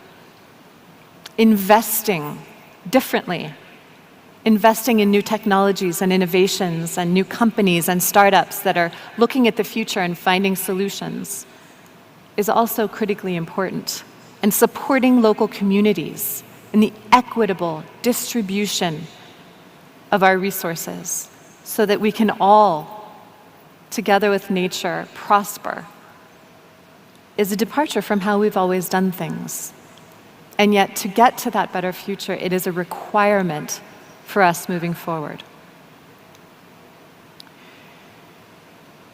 But I think that beyond that, what we do today, the level of our ambition today, has to move beyond 1% for the planet. The level of our ambition is what will attract our future customers, our future partners, our future voters who want accountability and want to put their money with people, their votes with people, their action with people that share their ideals. Young people now want to work for companies that allow them to express their values. And what's so interesting to me is that industry is noticing this. We're moving from a society that values ownership to a society that values availability. And the best example I can think of is the car industry. In Europe, nobody wants to buy a car when they live in the city. Parisians, Berliners, Londoners, having a car is no longer a status symbol. It's a problem. They just want to have cars available to them when they need them. And so car companies are now articulating their identity as mobility companies. And we're seeing that kind of change across all sorts of different industries. How do we keep up with and go beyond where our customers expect us to be? How do we find banks that invest our money in things that we care about? How do we find companies that produce things in a way that we feel comfortable buying them? How do we find community and network through the companies that we love, the leaders that we vote for? How can we find community there where we can accelerate progress? One of the things that my grandfather used to say when he was asked, how were you able to do all the things that you did? How are you able to have such an impact? Inspire so many people, invent tools that change the world, tell stories that inspire generations of people to live differently. How did you do it? And his response was, I inhabited my lucky moment in time. And I thought about that a lot, because what does it mean to inhabit a lucky moment in time, and how does that make it possible for one man to do so much? And yet what he meant was that his time, that period of time in which he invented scuba diving and got the Calypso and started his films and did all the things that he did, may not have been possible had he been born 10 years earlier or 10 years later, because it was that specific moment where everybody had a television set, but there was no content. Or no one had yet invented scuba diving, and so the underwater world was a mystery. All of these things were aligned and corresponded to his special gifts to allow him to do what he did. And I deeply believe that this is our lucky moment in time. It is what gets me up in the morning and keeps me fighting every single day so that my children are not the generation of my family to write the obituary for the world's oceans, but that from here, moving forward, every year, we can gain ocean.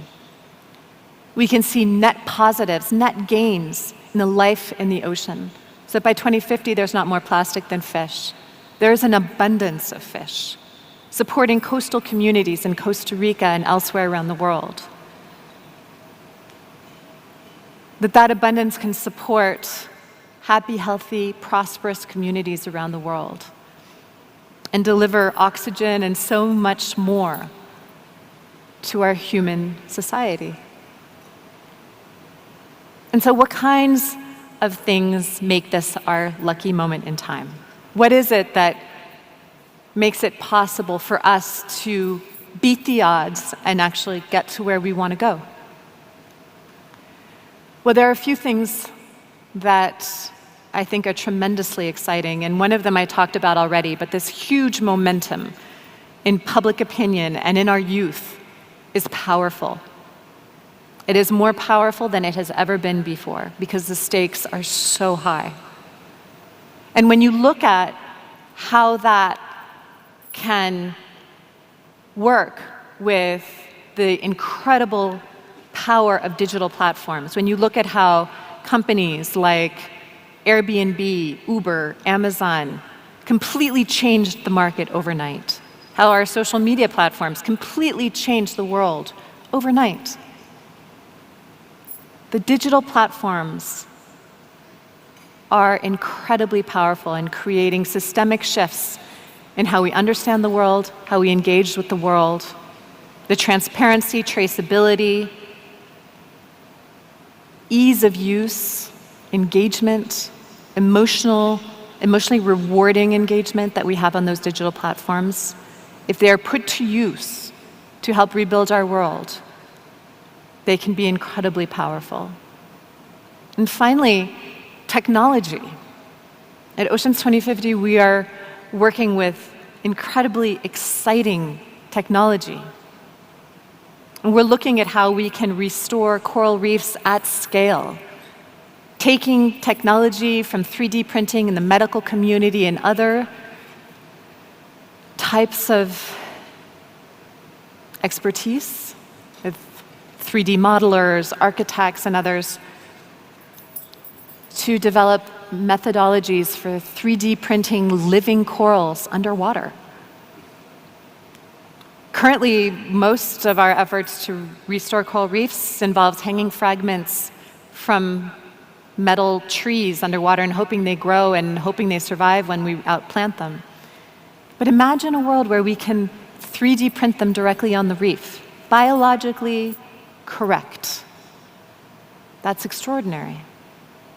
And it's coming. I mean, you can 3D print a human ear and put it on somebody's head and it works. Why shouldn't we be able to deploy that same technology, that same sophisticated technology for the environment? We're looking at how to scale seaweed farming around the world by developing a voluntary carbon protocol so that seaweed farmers can sell carbon credits as an additionality to their crop. Because this idea that the only way for us to profit from the environment is to exploit it is wrong-headed. When in fact, what we should be looking at is how we can profit by being stewards of the natural environment. Seaweed farmers are a wonderful example of that. Seaweed is one of the fastest growing, kelp is the fastest growing plant on the planet. And the ecosystem services that they provide, from habitat for fish populations to oxygenation of the water, sequestration of carbon in sediment beneath the farms, deacidifying the water, protecting coastal communities, employing women, creating wealth in communities that have lost their fisheries and need an alternative sustainable livelihood. And so how can we scale that around the world? Because what we have learned in this global study that we've done, analyzing sequestered carbon under seaweed farms, is that the ocean contains a whole other Amazon forest, dispersed along coastlines, around the world, available to us to employ our people, sequester carbon, create regenerative industrial feedstocks so that this form of agriculture is not exploitation, but regeneration. How can we then take that model and think about how to apply it in other industries? The extraordinary thing about this carbon market that we've developed isn't that we have a carbon market, but it is this idea that people can be compensated for stewardship rather than exploitation. And as we move forward, we'll have markets not just for carbon, but for biodiversity, for women, for so many of the SDGs. And that's tremendously exciting. Because we are living in a moment in time where the paradigm is shifting. We will not solve the problems that we've created with the same ideas and technologies and tools that we use to create them in the first place. One of my favorite books that I read as a college student at Georgetown University a long time ago talked about this ingenuity gap that exists between the problems that we've created and how far behind them we currently are, and the ingenuity it will take to bridge that gap and get ahead of the problems. We're in a moment in time when we can bridge the ingenuity gap. We have the momentum. We have digital platforms that allow us to reach the entire world in a second. And we have new technologies and new strategies and new science every day that is getting us farther towards being able to shift the outcome. It is our lucky moment in time.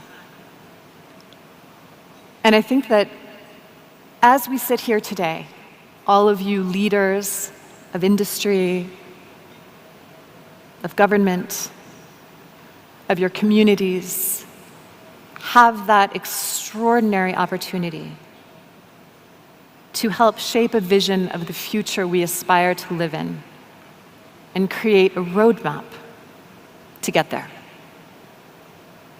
Because if we do that together, then I think we can do it. And we can see our children grow in a world and inherit a planet that is more abundant than the one we know today, and able to support them in having that prosperity, that health, and that happiness that we wish for them.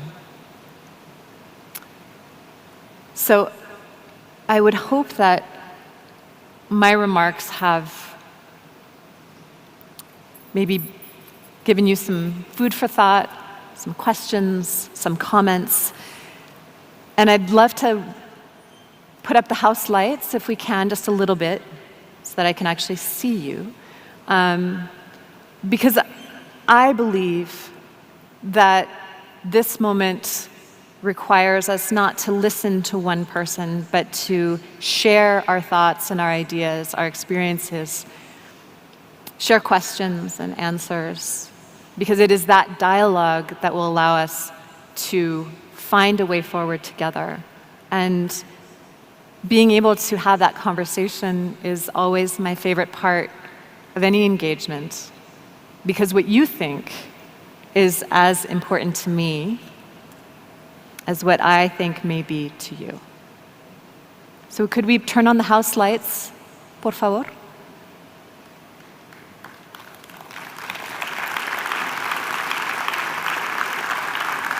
Thank you. Ok. Bueno, les quiero invitar de la forma más cordial. Excuse me, Alexandra, I'm going to invite our guests to talk to you. Yo sé que a veces es difícil arrancar y que nos da un poquitito de pena, pero les quiero invitar de la forma más cordial a aprovechar esta extraordinaria oportunidad de tener a Alexandra y que ustedes establezcan una conversación. Tenemos a dos compañeras, las muchachas vestidas de rojo que tienen un micrófono. Nada más levántennos la mano y con mucho gusto, allá hay una persona adelante. Alexandra, we have the first question. Buenos días. En base a su experiencia, con respecto a esa ruta que debemos de trazar como país, en materia de objetivos de desarrollo sostenible, ¿en qué nivel de cumplimiento considera que se encuentra Costa Rica? Could you repeat that for me in English? I'm so sorry. Yes, but I'm going to recognize that I didn't pay too much attention, so I'm going to run towards her so she can repeat the question, and I'm going to try to translate it. Sorry, Alexandra. Otra vez, perdón.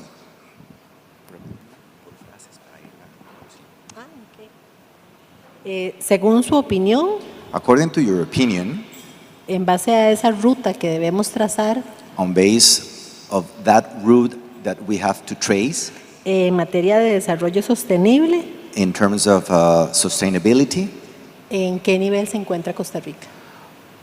What is the level of Costa Rica according to your knowledge?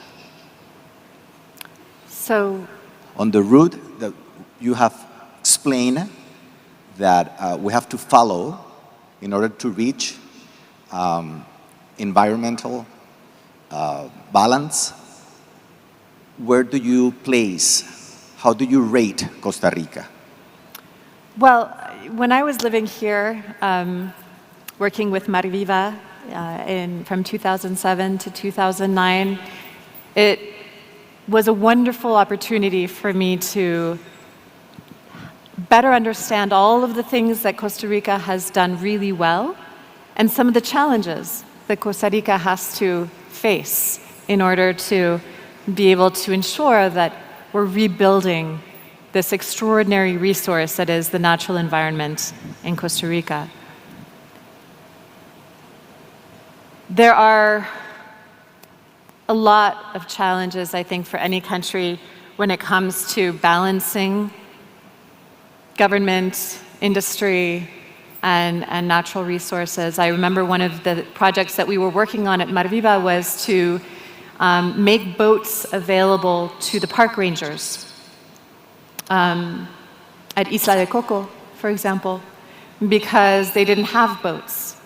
And so it was really important to give them boats with a captain and a mechanic so that they could actually patrol the waters and intercept illegal fishermen. Up until that time, the month of October was called Bloody October because all of the illegal fishing descended on Cocos Island at that time because that was when the spawning happened and all the fish were there. After they were able to patrol and intercept illegal fishermen, the illegal fishing went down and life started to come back.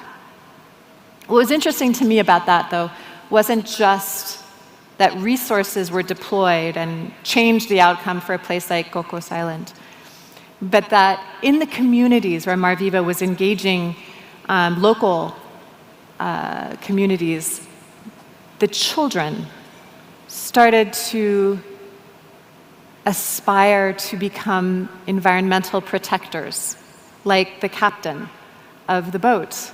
Because up until then, they had just wanted to be a policeman or a school teacher, because that was the example that they had. And in these communities now, the captains became heroes, and the children wanted to be like them. And it was an interesting lesson about the intersection between our communities and our actions to protect the natural environment, and how important it is that they come together. One of the really big challenges here in Costa Rica, I think, is being able to fast-track legislation through the government process to create strong laws that we can enforce. When I was here, that was a challenge, especially for fisheries. And what we need now is strong legislation everywhere, including Costa Rica, that protects natural resources and provides incentives for rebuilding. But that having been said, obviously Costa Rica is known around the world for its commitment to the natural environment. And while we all have challenges, there are so many ways in which Costa Rica is held up as a legitimate example for other countries to follow. And that's exciting. And I think that makes the work that needs to happen here all the more exciting, because when people ask me in other countries, what's the country that does the most for the environment? Costa Rica is an example of a country that does a lot of really good things for the environment. But we all have challenges. And I think that being ambitious about solving those challenges is going to be important moving forward for everyone, and Costa Rica as well. Thank you, Alexandra. Here, on your right side hand, over here. Yes. Buenos días. Mi nombre es Mirna Savillón, represento a la Municipalidad de San Carlos. Un segundito. Her name is Mirna. She comes from San Carlos, El cantón más grande del país. the biggest county in Costa Rica. Más que una consulta, es un agradecimiento por estar en nuestro país. More than a question, it's an expression of gratitude for being back in Costa Rica. E invitarla a la zona norte para que podamos hacer proyectos en conjunto. And they want to invite you to San Carlos, to the north region, in order to work some projects together. And I would recommend you personally to visit San Carlos because it's beautiful. Feliz día. Happy Thank day. you. Thank you. Muchas gracias. Okay. Muy bonito punto. Seguimos de este lado. Ok, aquí adelante.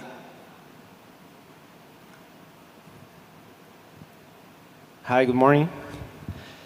Well, world population is still growing day by day. It pour more pressure to natural resources. Thinking in agriculture, do you know some strategies in terms of carbon reduce that we can implement in Costa Rica or you can suggest to us? Thank you. I'm so sorry, I'm getting reverb up here and it's not clear. Okay, in thinking in agriculture, do you know some strategies that in Costa Rica we can implement according to your experience or tendencies that you have experienced? With agriculture? Yeah, in agriculture. Agriculture is a really interesting topic today. You know, we're looking at traditional forms of agriculture that we've practiced for thousands of years. And how, especially in places, for example, like the American West, where so many farmers and ranchers get their water from the Colorado River. And as many know, the Colorado River no longer reaches the sea because we're taking so much water out of it. Now that the dams are at historic lows and water is no longer available the way it was, we're going to have to fundamentally rethink the laws surrounding access to water, ownership of water, distribution of water. And so life is going to fundamentally change there and so many other places around the world. And I think what we're realizing is that with climate change, traditional forms of agriculture are no longer as viable as they always have been in a climate-stable world. And so there's a lot of innovation happening around agriculture. We have a huge amount of investment going into vertical agriculture, vertical farms for cities, looking at how we can grow food differently in the future, taking technology and making agriculture something that no longer relies on the weather and on water and all these other things, that we can control that environment, reduce pesticides. But there's also a lot of work being done on soil regeneration and how those practicing farmers that are still working the land can regenerate the soil and protect the waterways from pollution. And so that is also deploying new technologies, whether it's sensors and other things, to figure out how can we continue to grow our crops in a way where they're protected from climate change, and so are our farmers. And that technology is extremely interesting. But it's not being adopted by the older generations. I was recently speaking in Pennsylvania to a group of very gifted young high school students that had gotten a scholarship for rural students to go to university. And in my discussions with them, they said that their parents, who were farmers, were not interested in knowing anything about climate change, new technologies, new practices, new ways of doing things. They wanted to do it the way they had always done it.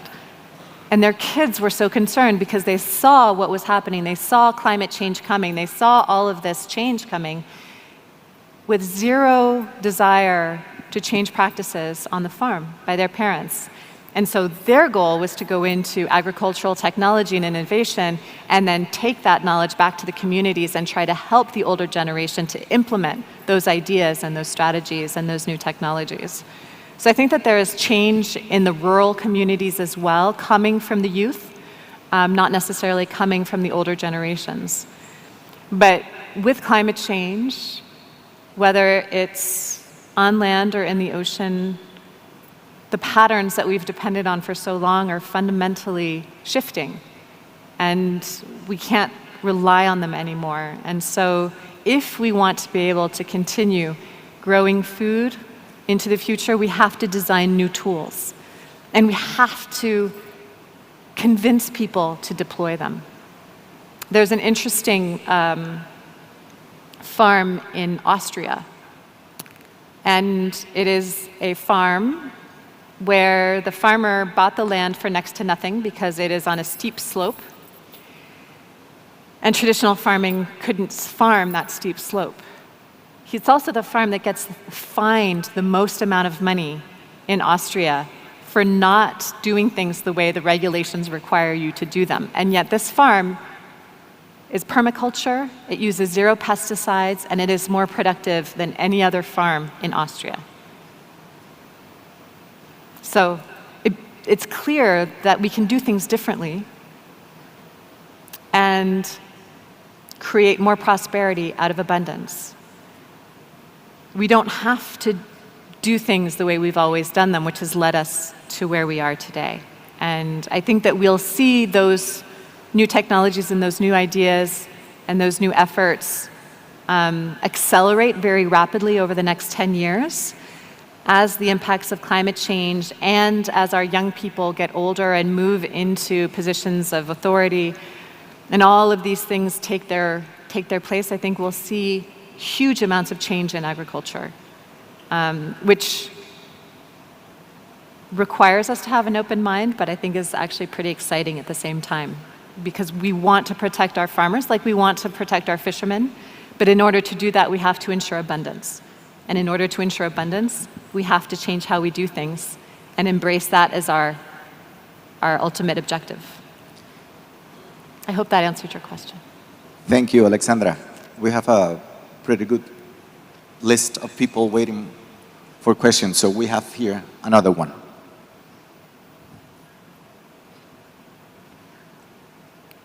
See? So, hi, my name is Silvia, and I'm the head of sustainability for Automercado, which is a chain of supermarkets here. And I'm super happy to report that in alliance with Mar Viva, we have a certification for sustainable fishing.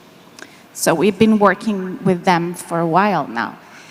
My question has to do more, we make huge efforts in terms of marketing, but people do not seem, our customers do not seem to, number one, understand, and then to choose sustainable fishing. So any recommendations would be more than welcome. Sometimes I think it's also part of the environmentalists' speech, we have to change it. I really appreciate what you have said about the efforts that the world is making in terms of fisheries to make them more sustainable. It's super important for coastal communities, which in Costa Rica are among the poorest. So any recommendations with forethought will be more than welcome. Fisheries, for me, has become really a topic that I feel passionate about. And it's funny because when you talk about fisheries policy to most people in the world, they start to kind of fall asleep because it sounds boring, but it's not. It is so wrapped up in so many different aspects of our health, our coastal communities, our oceans, food security in certain parts of the world. And the truth is that the scarcer the fish become, the more difficult it is to stop illegal fishing, especially from neighboring countries. I'll never forget going out with Mar Viva and intercepting a Guatemalan boat that was fishing illegally in Costa Rican waters. But honestly, we couldn't even be mad at them because they were so poor and so desperate. And there were fish there. and they wanted to feed their children and make a little bit of money to take care of their families. And so this is really hard topic. I was working also in Panama with coastal communities there who were 8 hours by boat and car from Panama City, living without electricity, or running water, or even a hospital within a 6-hour drive. And they had always been coastal fishermen, living relatively sustainably, going out in small boats and catching just enough for their needs. And those fish stocks were wiped out by illegal foreign fleets. And they would go out for a day, 2 days, 3 days, and come home empty-handed, indebted for the gasoline that they had bought to power their boats. And so their only option was to take their subsidized gasoline and power out into the ocean to sell that subsidized gasoline to the drug runners that were going up to the United States from Colombia. It's truly heartbreaking. So effective, fair implementation of strong fisheries policies is a way to protect our fishermen. It's a way to protect our oceans. It's a way to protect our future. And that really needs to come from the government. But in terms of what people choose to buy, that's a matter of education. So as purveyors of fish, whether we're a supermarket or a restaurant or whatever, we can say, well, our customers don't really ask about this, they don't really care, so it's not a priority for us. Or we can say this is a priority for us, so we're going to educate people. We're going to change how we source our fish. We're going to talk to the government and create strong partnerships to ensure that our fishery policies protect our oceans and protect our communities. We're going to support local communities. I mean, there's just so much that we can do in industry to educate our consumers, our customers, engage our government and our local fisher folk, and help to rebuild our oceans. But too often I hear companies say, my customers don't care, so it's not really a priority. And then where does that leave us? And what kind of leadership role do we aspire to, and how do we want to change our industry to create a better world for our children? It just becomes a matter of what our priorities are and what we aspire to, our level of ambition, and how we imagine being leaders in the space that we occupy.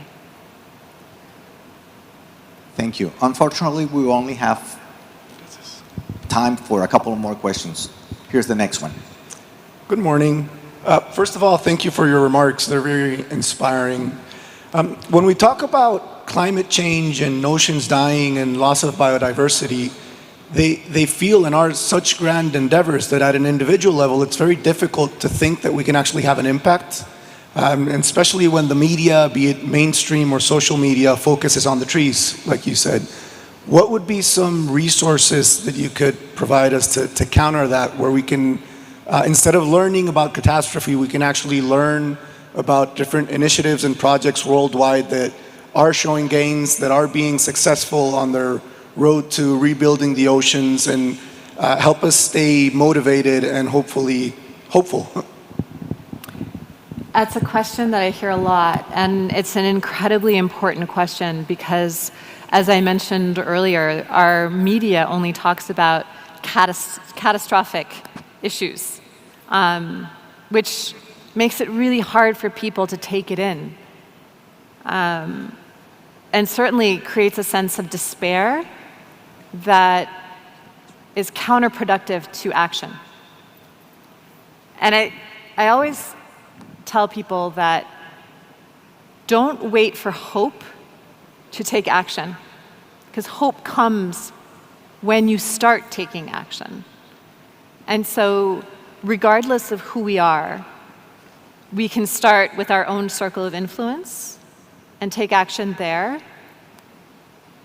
I think it's important for our journalists and the people who tell the stories of our communities and tell the story of our aspirations and tell the story of our country, our problems, but also what we aspire to and who is doing it right and what have they accomplished and how can we model what we do off of what they've succeeded at doing. And failure to tell those stories contributes to our collective failure to shape our future together. So yes, climate change is really scary. The death of our oceans is really scary. Collapsing fish populations, really scary. Loss of biodiversity, really scary. It can be crippling at times. But we have to use that feeling, turn it into action that delivers hope. And there are so many ways that each and every one of us can do that in our home, in our places of work and worship, our influence over our elected officials, the companies that we know and work with. It's important to let that change come from within rather than waiting to join change that's happening around you. Because that might not be happening, but it can always happen here.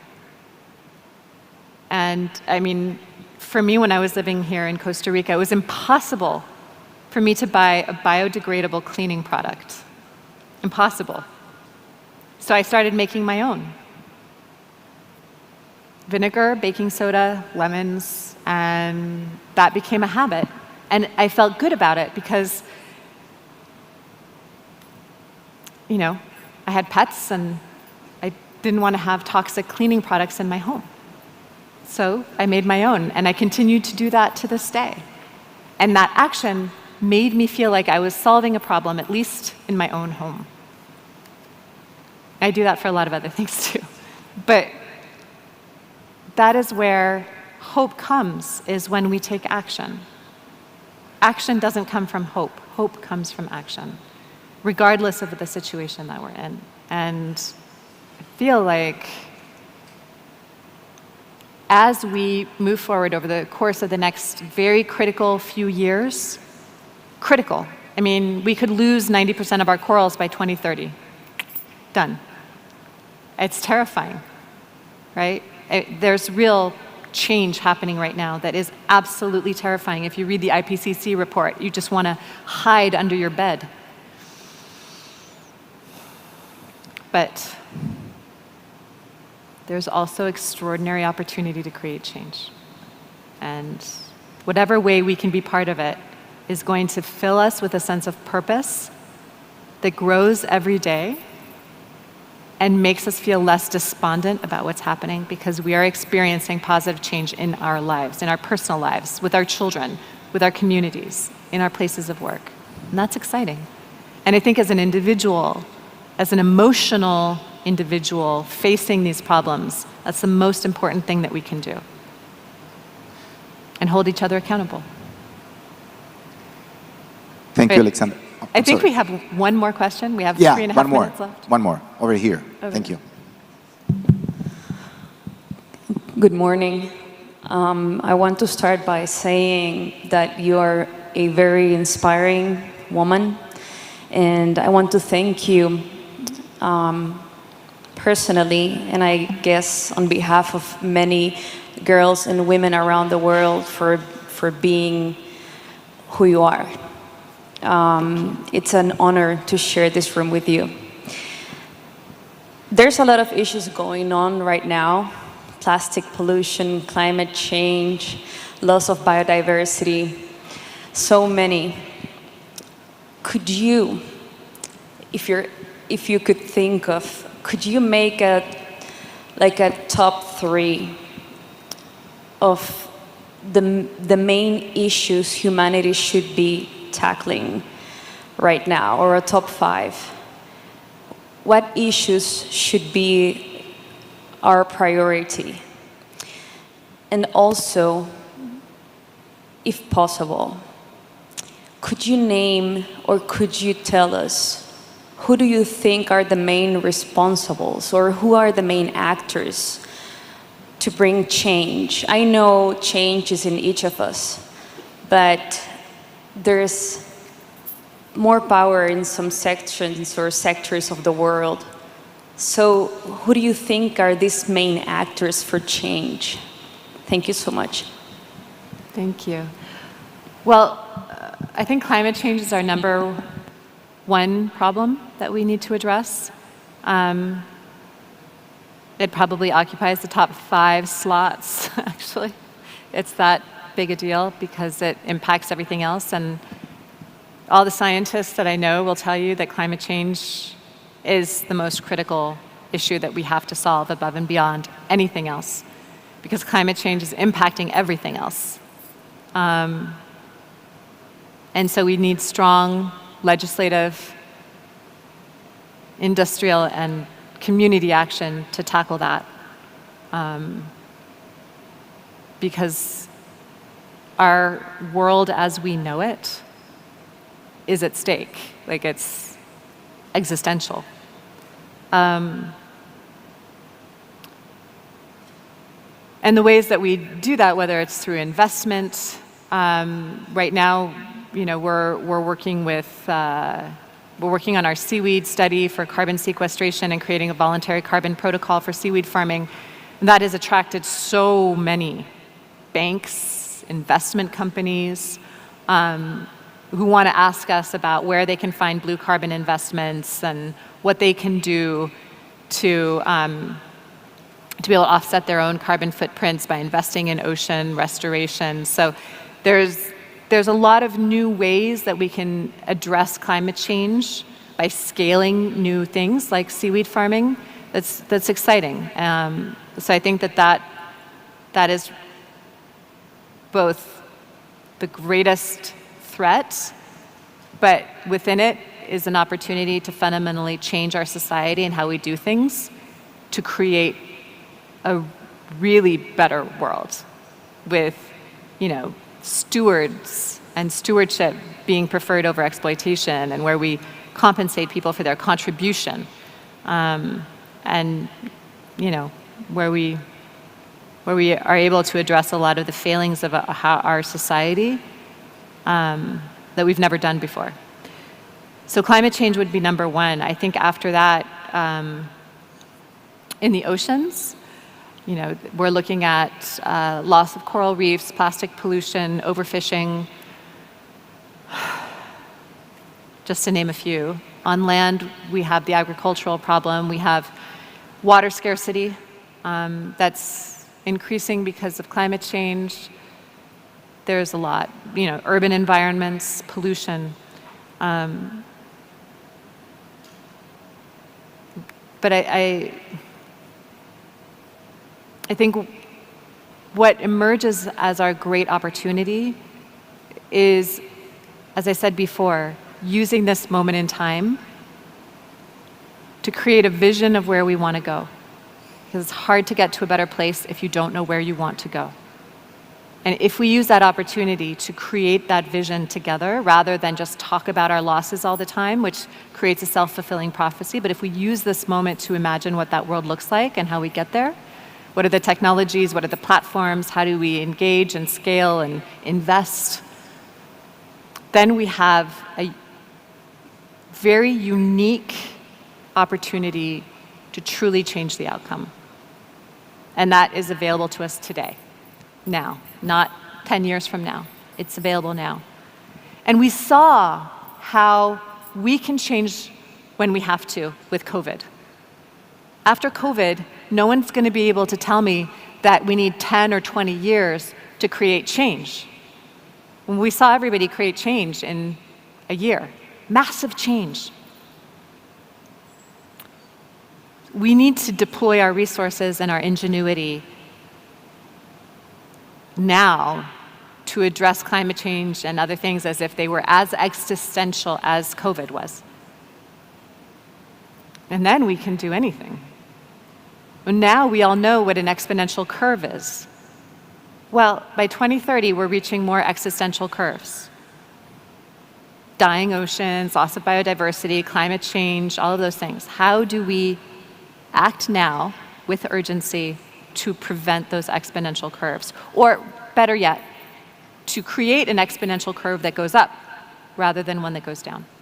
And that's possible. We can do that. That is available as an option. It takes all of us to do it together. And what I hope is that coming out of this conversation, that maybe you will find ways to work together with your elected officials, with your communities, to be ever more ambitious in how you lead us to a better future. So now we're out of time, but thank you so much for those wonderful questions and for being here today. Thank you, Alexandra. Un gran aplauso para Alexandra Cousteau.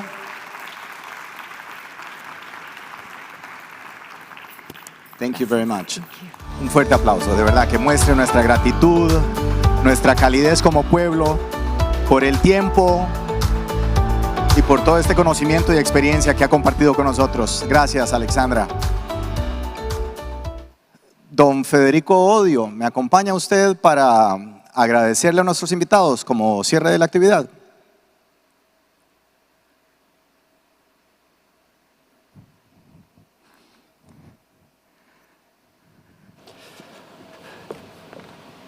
Muchas gracias.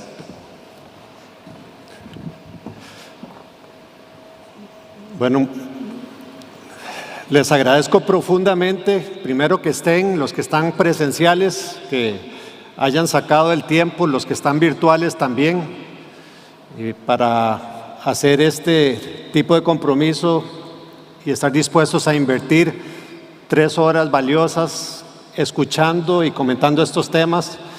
Quiere decir que el tema les interesa, pero también que hay un alineamiento y lo siento como una alianza. Todos ustedes son nuestros aliados en el tema.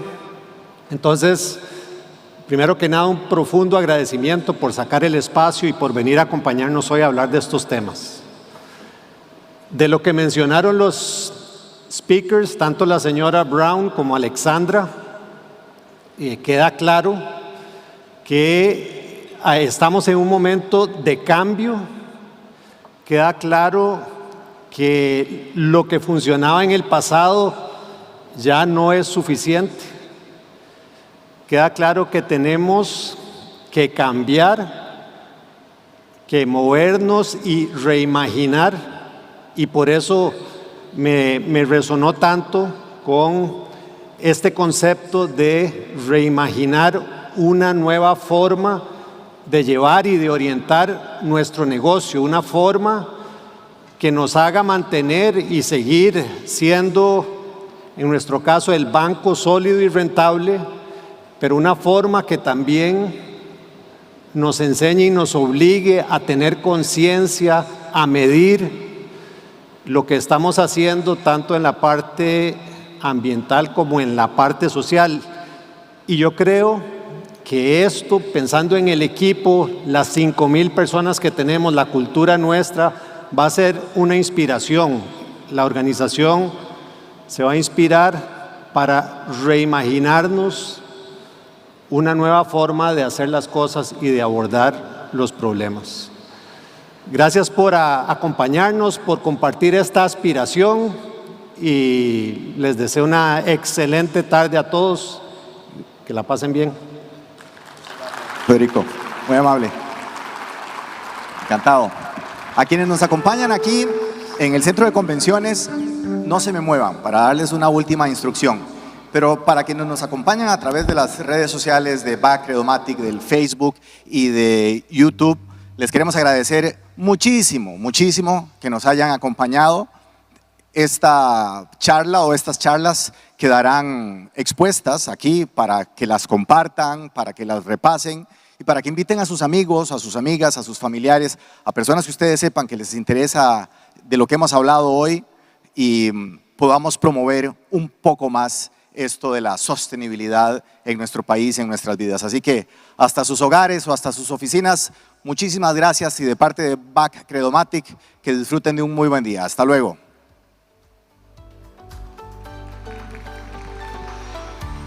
Bueno.